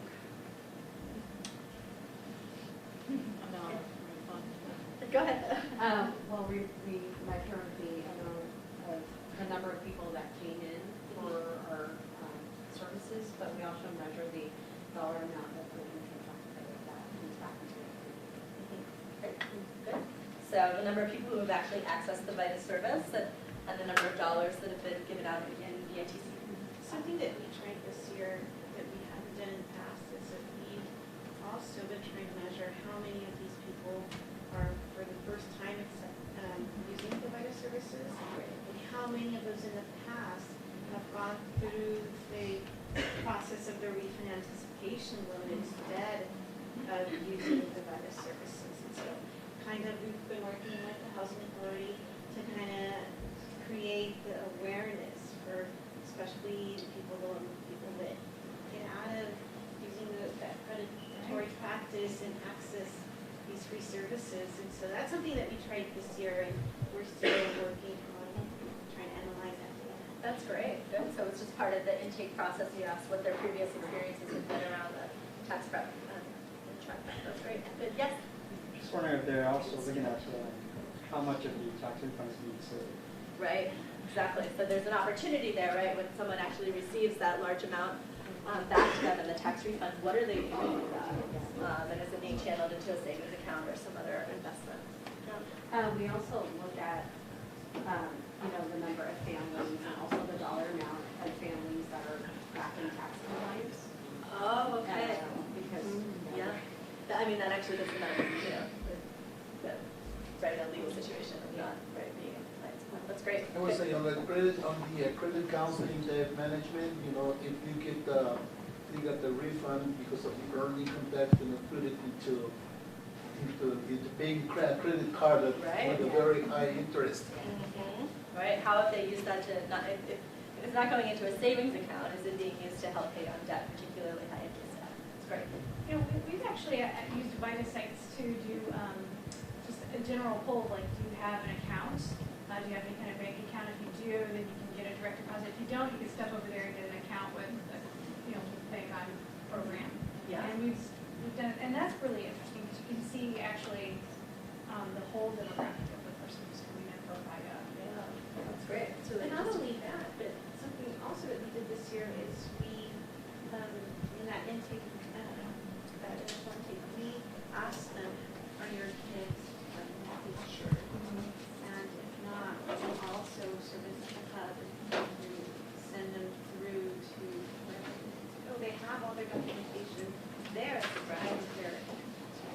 Right. Yeah, there's I think an interesting moment there. We talk a lot about the tax time moment as a savings moment, but you've also got a lot of the services moment as a services moment overall, because you have so much of the information you need there to also qualify for other services. Great.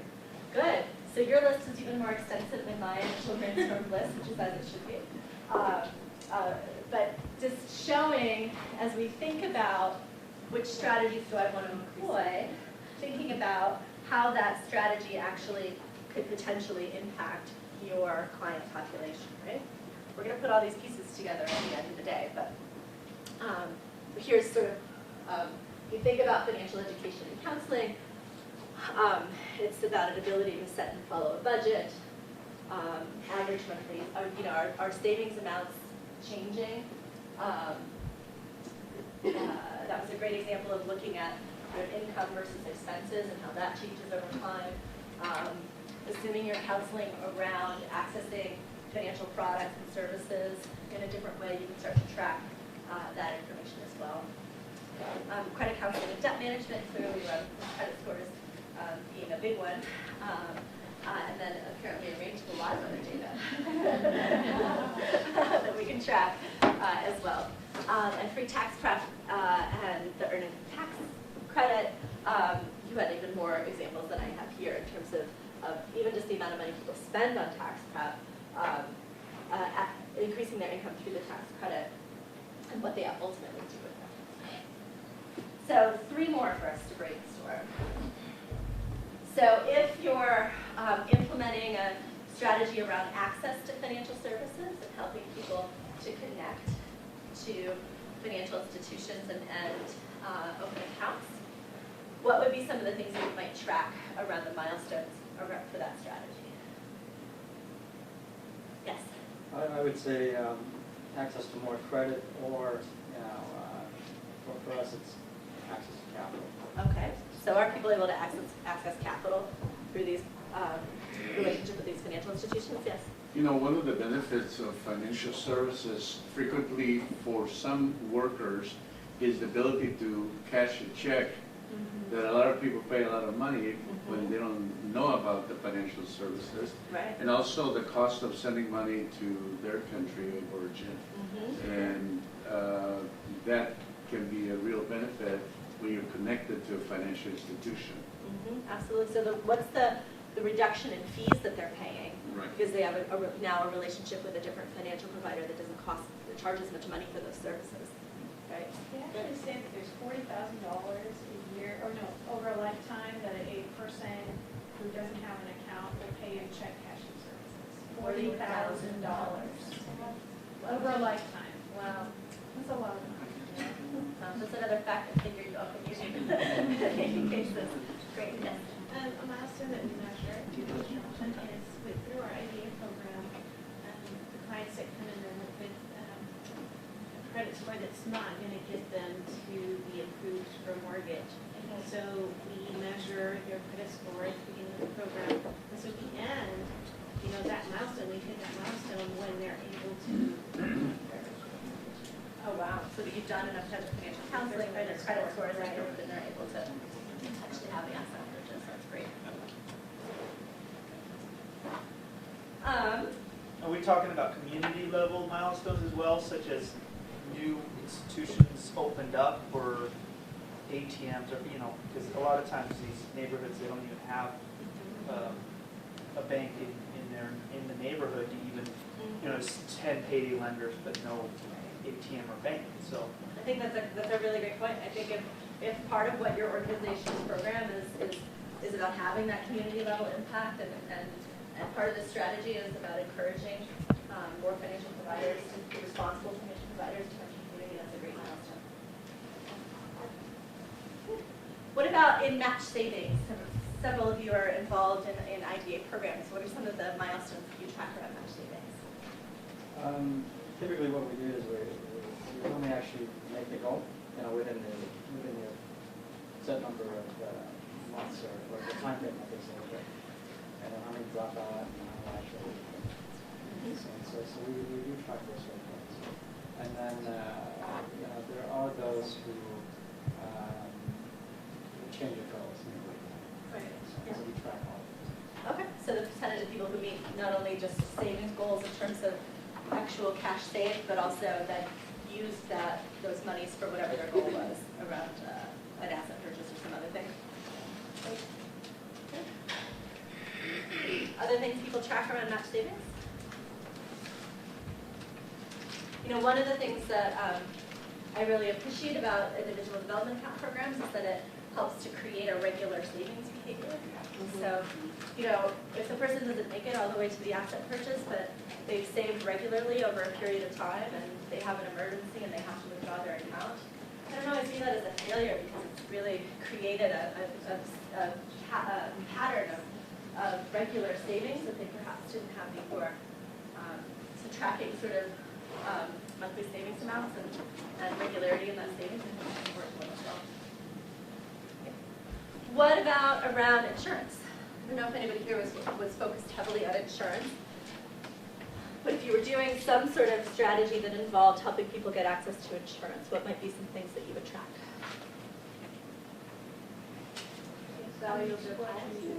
Yeah, the number of people that enroll, in an appropriate product, we should say. And then, the goal of insurance is really to help us in a time of crisis, right? It's when that crisis hits the family that they're going to have to dip into the savings account or sell off an asset in order to manage that crisis. And so how is the insurance helping to mitigate that and ensure that they can keep that savings in the bank? Yes? Is that both health insurance and car insurance, or? We could, I'm being a bit vague here, but. The important element for insurance is to teach people how to buy insurance. Because there's so much information that it makes it hard for them to tell the difference of what's with the deductibles and all kinds of different ways to buy insurance. Right. That's a really important area as far as consumer protection. Right, absolutely. So we could think about the ways that you're changing behavior around people choosing appropriate products, things that are affordable but also kind of in lines with what their needs are. Absolutely. And also just that concept of shifting risk away from you personal risk away from you onto an organization that will assume the risk if something happens, so a car accident or something like that. So you're paying something monthly, and that monthly amount is actually lessening your risk if something happens. And so I don't think we always look at that way, especially like renters. We have such a high, a huge amount of people renting. So you think about that risk. What if they have a fire? What if they have, so if you don't have some renters coverage, then you're assuming all of the risk. Right, absolutely. Somebody had their hand raised. I was going to say that people are afraid, they need to be educated on how to buy insurance just as well as which banking institution to choose. Right. Because they don't know how to shop around, they get all confused, and they don't trust the banks either, because they say I start saving money, and if I don't have the minimum amount, the balance, they charge me, and they need to be educated on both, how to shop for banks and how to shop around for insurance, knowing what getting. Yes. They also need to be educated on the types of insurance that meet their family needs and the value that it brings to them, because they might not need every type of insurance that certain insurance you need, but you need a life insurance policy and what that would be for you versus the home or the renters or the car insurance. Right. So it's for different types. Right. Some things are legally mandated to have and some are not. Right. Absolutely. Great. So you guys have come up with lots of great milestones for us to be thinking about with each of these strategies, right? So around access to financial services, the percentage of people that are opening accounts, the average amounts that are going in and out of the accounts is something that you could feasibly track, and what you're saving in fees. You're having people open up lower cost products, helping people to do that. Under match savings, the percentage that actually open the account, the average savings, monthly savings amounts, as well as what they're ultimately using those savings for in the match accounts. And then with insurance, is it appropriate, and have they avoided a use of predatory products? Particularly, I'm thinking like if you have an insurance product, does that mean that you avoid going to a payday lender at a time of crisis? Things like that. What are the alternatives in terms of ways that people deal with those crises? Right. Good. So I want to talk about a couple of examples in terms of ways that organizations have thought about what their organizational mission is, how they map that to the outcomes that they want to achieve, and what that means in terms then of then moving into which strategies do they implement, right? How many of you have heard of SparkPoint centers? You don't have. Yes, good. All right. So a SparkPoint Center, for those of you who are less familiar with it, and for those of you who are very familiar with this, please correct me if I'm incorrect in how I characterize this. But a SparkPoint Center is essentially a single location where a person could go and access a range of asset building types of strategies. Now, these centers are actually comprised of several different local nonprofit organizations that have come together at a single location. They've allowed themselves to get rid of their brand when they're in that SparkPoint Center. So they have a single brand, which is the SparkPoint Center. They have a single intake process.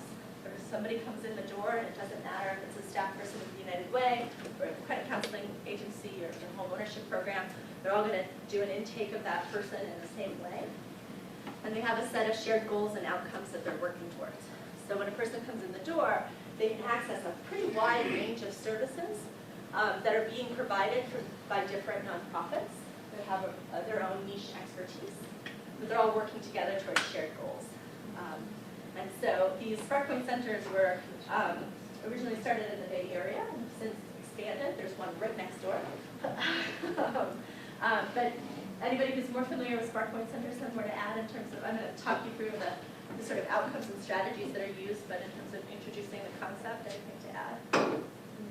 It actually came out of a movement with United Way in the Bay Area for prosperity centers, that sort of thing.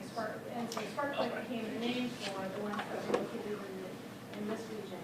And you're exactly right, everybody kind of drops their hat at the door and they are the community services provider. Some centers across the country have now morphed out to where they have one prosperity planner and an organization that can virtually attach to all the other organizations, so they're not all located under the same roof. So it's a great concept. Mm-hmm. Yes.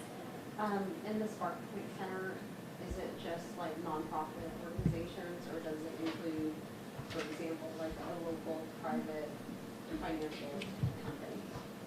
Others that have more experience with SparkPoints, do they have private financial institutions or companies as part of them? Yeah, they have financial institutions, but no real other profit generating organization. So there are financial institutions to help people open accounts, but like the one next door here, we don't have any other private companies. But there could also be government agencies. The one in Richmond, for example, is Kingsford in the Human Services sector. So I mean, it's not just nonprofit; it can be government agency. May I ask why we don't have like financial, like private financial? I mean, you're saying financial institution, I assume that would be a bank, correct? Mm-hmm. But then you don't have, let's say, like a local financial planning. We do. We have financial planners as well, but they don't charge in there. They donate their time. They don't charge. Yeah. Yeah. Okay, interesting. So how are these organizations anchored? They've come together around a single goal or set of outcomes. Their goal is around financial stability and helping individuals achieve financial stability with 4 very clearly defined outcomes. One is around a livable income that reaches the self-sufficiency standard. Is everybody familiar with the self-sufficiency standards? Okay.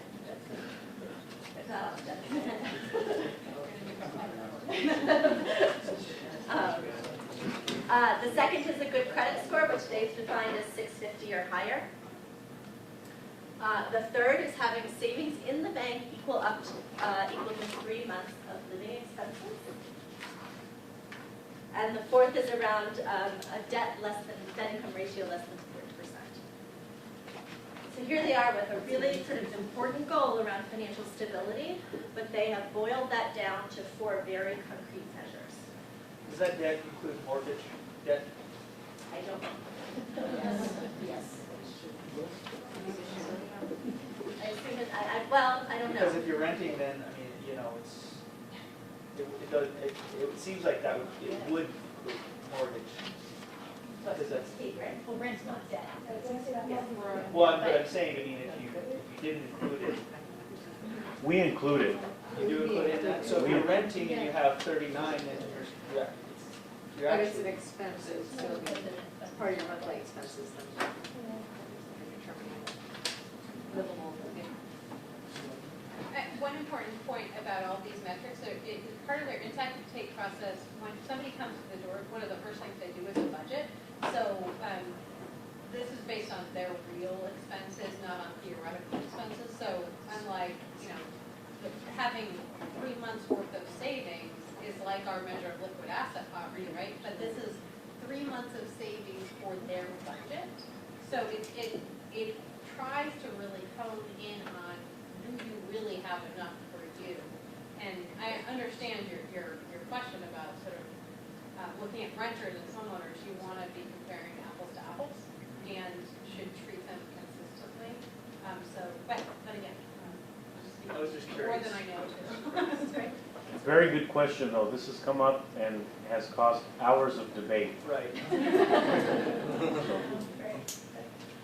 So with this as their guide star to say these are the things that we think are the measures of financial stability we should care about, that's what then guided them to say, what are the services that we need to be providing at these Spark Point centers, right? This helped them to really narrow it down. Now, one caveat, this is an organization, or these are types of organizations for whom that overarching organizational mission is financial stability, right? Many of you come from places where you have different organizational missions that may be sort of slightly to the right, left, or center of that, right? If you're working on workforce development, for example, you've got a guide star that starts with getting and retaining jobs, and that's a different starting point. We're going to talk about that in a second. So with this as their starting point, and these metrics is what they care about, they then say, okay, if we want to increase income, then we need to have services that work on job training and placement, that work on continuing education, that have access to the tax prep and get people the tax credit and qualify, and that do the benefit screening so that people can get access to those supports, right? All the things that we talked about. Around enhancing credit and reducing debt, then, they have a series of strategies around financial counseling, workshops, credit and debt management, as well as foreclosure assistance. And then finally, around building up that 3 months of savings, and they will freely admit that this is the hardest one for them to achieve. It's getting access to the actual accounts, so working with bank-ons, getting access to other savings accounts, and then ultimately also connecting to IDAs and other types of first-time homebuyer systems. So this is sort of a nice example because it's very cut and dry, right? It's very simple, and I mean, it's not the work that they're doing is complex and difficult and good work, but it's simple in that they say financial stability, here's how we define it, and therefore these are the services that we provide. The bonus of their model is that it brings together organizations with a wealth of different expertise, so that it allows them to have such a diversity of services. Now, the same won't always be true if, for example, you're starting from a very different point, right? So Jen and I worked on, along with some colleagues, worked on a different example, which is when you're starting from a different place. We have an example here, yeah. That's great. So if you are, for example, starting from a place that is of workforce development, I know this is really hard to see, so we've got some handouts here that actually have it on paper, so you can take a look at it. But this is sort of a model that if you're not starting from a place that is, okay, we want to have financial stability and build assets for everyone, but you're starting from more of a niche. I'm sorry. That this is a framework that you can use that ultimately gets you over here to what are the actual asset building services that my organization should be providing. So we start on the left-hand side here with what are the mission-driven outcomes that either your organization or your program really is focused on. And in this case, we used a workforce development example, and un- and underemployed workers need to find and keep jobs that pay a livable wage. So the next piece of that puzzle then is, what are the barriers that my clients face that prevent them from achieving those outcomes? And here we focus on things that are related to finances, right? And so we brainstormed a list here of things. Poor credit scores. More and more we know that employers are checking credit scores before they'll offer a job, right?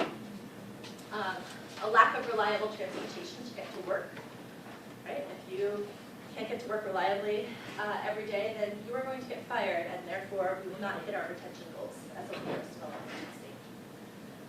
Lack of reliable childcare, another thing that causes absences at work, right? Or causes people to be late. A lack of a permanent address to give an employer. That will really affect your ability to actually get that job, right? If you get the job but you don't have a bank account, how much of your money are you frittering away to high fees to actually cash that check? And then finally, if you don't have savings for an emergency, like a car repair, or if you don't have enough savings in the bank to even pay for the basic tools that you need to start the job, like a uniform, that really hinders your ability to be successful. So these are just a couple of examples of things that we could think of that are financial barriers that would affect our ability to ultimately be successful around this mission-driven outcome. So then the next step is, all right, those are the things that really are affecting our clients. What do we need to change? What are the outcomes that are really important for us that will get us to fixing these issues? So we mapped that over to, obviously, an improved credit score, if that's the issue.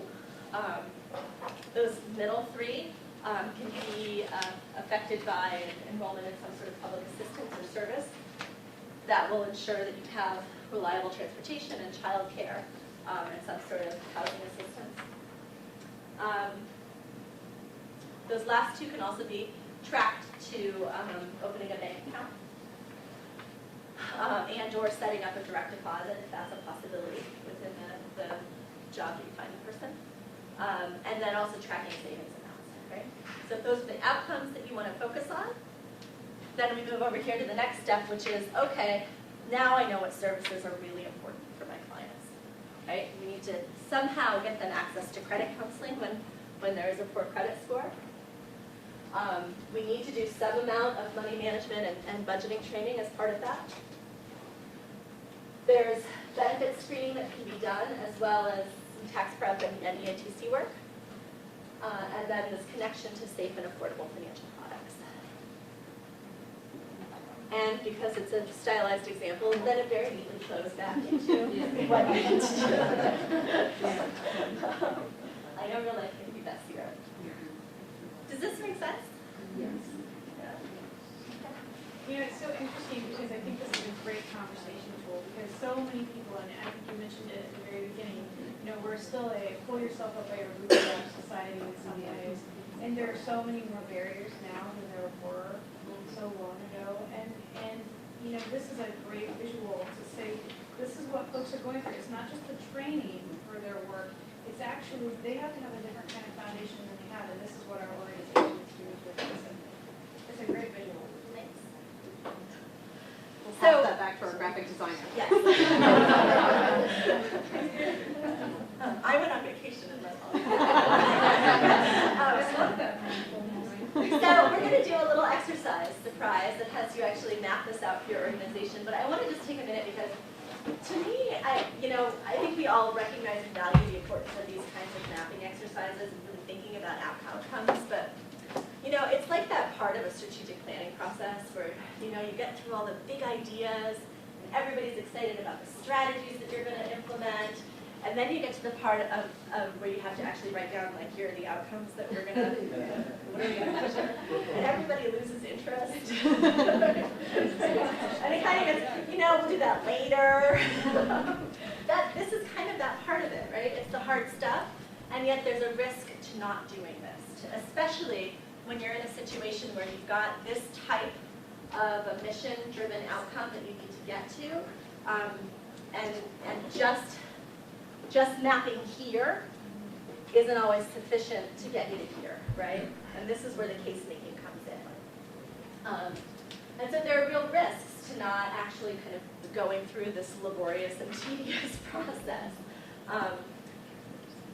You can have a risk with your board who may fail to see that these types of asset building strategies are strategically important to reaching those mission-driven outcomes. You may have a problem with funders not seeing that connection between, providing people with reliable housing supports and access to savings accounts, right? And what you're trying to achieve as an organization. And therefore, it'll be hard to drum up the funding unless you can really draw that connection and let them see that this really is core to your mission as an organization. One thing that I actually found recently at a community action agency that we're working with in Seattle, they worked incredibly hard and got everybody from the board to the CEO to the frontline staff all on the same page around what financial capability meant to them as an organization and what the strategies were that they wanted to achieve. And everybody was singing the same song. And then I went in and did a focus group with their program managers. And they were all like, yeah, that's what we said. I got to achieve these outcomes over here, and I don't understand what this stuff has to do with this. And so I can't make time for it in my everyday, and I can't make time to coach my staff on how to do it. They've just fallen down on that whole mid-level piece. And it wasn't that people didn't see that it was important for their clients. It's that they knew that their jobs were around that first outcome, right? Their jobs were here, and nobody had done this mapping for them, and so they couldn't make time for it in their everyday job until they'd really seen that. And frontline staff as well. If you're not making that map for them as well, it's hard for them to make time for it, particularly when we're talking about case management.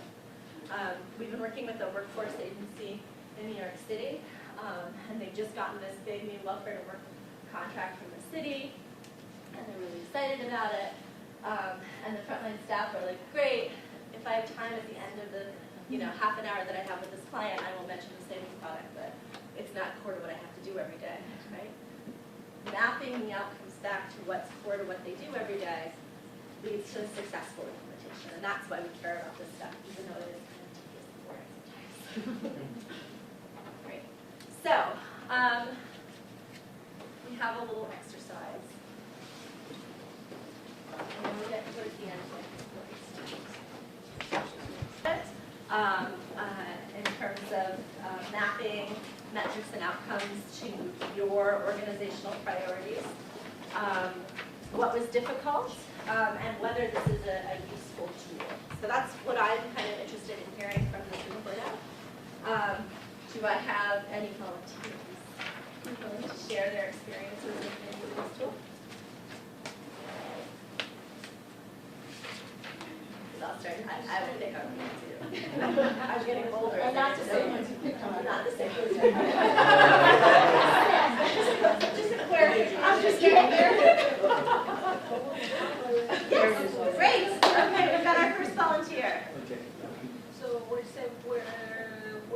have a relatively easier time doing these exercises is knowing what is it that we do. That's the easy part. Good. Knowing what I do. Good. What I do, That first column. Our mission, so that was the easy part. What kinds of outcomes or metrics were easier to map to financial milestones and strategies? I think that once you understand what is it that you are trying to accomplish, you can start to see where is it that you want to go. But sometimes what you measure may not necessarily be the correct measure. You know, like for instance, I know that we can measure the number of families that we counsel. That's easy to measure. Right. But that really matters. You know, I think what really matters is what is it coming out of that measure. So it's really not. So really, what we want to look at then is like how many people actually do the goals they set out to, and that's going to vary by family. So we have to kind of get into an understanding of what is it, what kind of goals we're really going to measure. So for instance, if I was to measure like how many people actually reduce their debts, then I guess I would want to see how many people that actually came for that completed a debt management program, for instance. That would be that would be a little harder to get into that one. Sure. I think you make a really excellent point that we often fall into the trap of measuring inputs and outputs, right? It's really easy to measure the number of people who attended this training today, right? But then actually going forth and saying, all right, did that actually change the way a client receives services 6 months from now? That is really hard to track. But it's also, if that's why we're doing it, then we have to figure that out, right? And that's why this is the tedious part. People shy away from doing it. Because getting to tracking those outcomes is always harder than tracking the outputs. Really important. And I think it also becomes difficult when, I mean, you know what you're doing, but it's a little global, like to say, oh, our mission is to help families become self-sufficient. But then you start breaking it down and you're responsible for implementing 10 different strategies to get them to become self-sufficient. And then you break that down even more, it can almost be like, not just tedious, but a little overwhelming, right? To say, how can you come up with outcomes that maybe are a little more global, that fall into all these, and that are more easily measurable than all, being all over the place. And so I think that's what was a little more difficult for me, is to try to think more in terms of, okay, so how do we all, right? What's the common outcome? How do we start to group things together? How do we start to group them together? Right, and also how do we think about what's feasible? Right. Right, for what we can achieve as an organization. We'll get into feasibility next month as well. Absolutely. Other experience people want to share? Yes. What did you have relatively easier time doing? I think it was easy defining the success. I mean, because it's already defined in our agency's mission. So, for example, family and community safety is one way that we define our organization's success. What outcomes are you currently measuring? We're currently measuring like protective factors. For example, like social connection, resiliency, things like that. And so it was hard for me because I was trying to think about, because that's more of like protective factors that we're measuring that will decrease, right, child abuse, but but how does resiliency play into financial? And so it made me really think about that as well, which of course if a family learns how to budget or learn how to put savings or a rainy day fund away, then that creates resiliency because then they'll be able to bounce back. Right. And what personal financial issues do your customer face that affects these outcomes? There was actually quite a bit, but and one, I listed a few things, but like I guess 49% divorce rate is due to finance. That causes a lot of stress within couples and then leads to domestic violence. And then what financial milestone could you track related to addressing these issues? That one I haven't really gone to yet. But yeah, but it was a little bit difficult, and I think it takes a little bit more time to, again, look at it, how it relates to each program.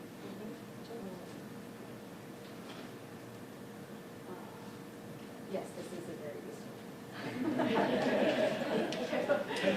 You know, going back to the conversation with the metrics, measuring the outcomes beyond just activities, you know, when does it, it's balanced, because when does it become so resource intensive to be trying to track these downstream outcomes that you're spending time, so much time of your you know, your staff time just tracking that, and then reporting and tracking, reporting. There's got to be a balance there, and that's one of the challenges for us. I mean, if we're trying to measure revenue, you know, increase in jobs and increase in our business portfolio, right? We want to see that our businesses are improving, and so literally we're on the phone tracking down tax returns and financials on a quarterly basis sometimes to do that, and so that's something we've had to balance is, you know, how much time do we invest into that versus helping new clients. And you know, I think having struggled with that exact issue in the past, it's obviously every organization is different in terms of the weight that they place on outcomes measurement, and every funder is a little bit different about that. And some will take logic models in lieu of outcome measurements, and others will demand randomized control trials. Right? This is different ends of the spectrum. And then there's what do we have the capacity to do as an organization. So I think there's a balance that is unique for each organization. Yes. I just wanted to point out that when you apply for a grant and receive a grant, the structure is pretty much defined for you as to what you have to measure. And probably when you're putting together the grant application, that's when you may ask yourself all those questions.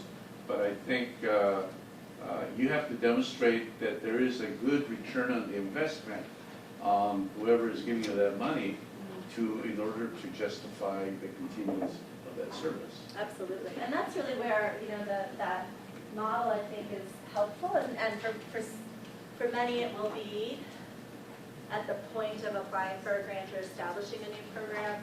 You know, this workforce agency that we're working with in New York City, they've got this big contract from the city that is welfare to work, and they have defined outcomes. This is what they have to measure. But as an organization, they really looked at it and said, but we know this financial security stuff is important. And it's up to them to create this mapping and say, you know, do we draw this logically back to what's important for our funder? Will this actually affect our ability to achieve those outcomes that we're responsible for to that funder? And they're doing it after the grant or the contract has been awarded, and trying to work it in that way.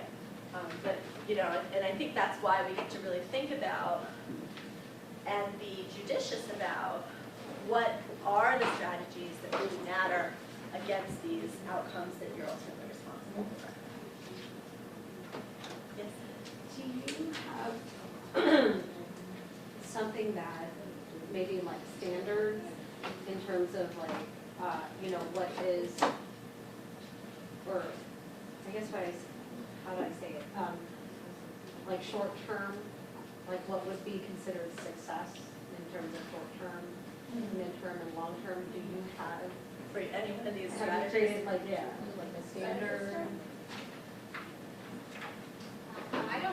I mean, I think the closest thing is like with the Spark Point centers, and there are similar centers like that, like Central Families and List Financial Opportunity Centers. Like they might have done something like that, and we can look into it to see. Or like what would high quality and medium or low quality look like? Right, like where do you set the bar? Yeah. There's the indicator, but then it's like, well, what's good enough, you know? No, I think there are a lot of tools that are missing yet in terms of how we think about integrating asset building in a range of different places. And so something we've been, that sort of sense of where all those gaps are and where people need tools is something we've been paying attention to lately. So that's one, and then I'm going to turn it over to Rafa. This is actually really good for funders too, because as a funder, we actually do have common measurement systems that instead of having the agency tell us how they're going to measure, we ask them how they measure currently, but then they'll use our measurement system that we can pull up online, okay, in all of our areas. And so having these conversations with them ongoing, we might not have uncovered the barriers yet or the possible, like I love this last question, what financial milestones could you track? You know, so, you know, we haven't uncovered all of those. So those could get implemented in our funding strategies as well.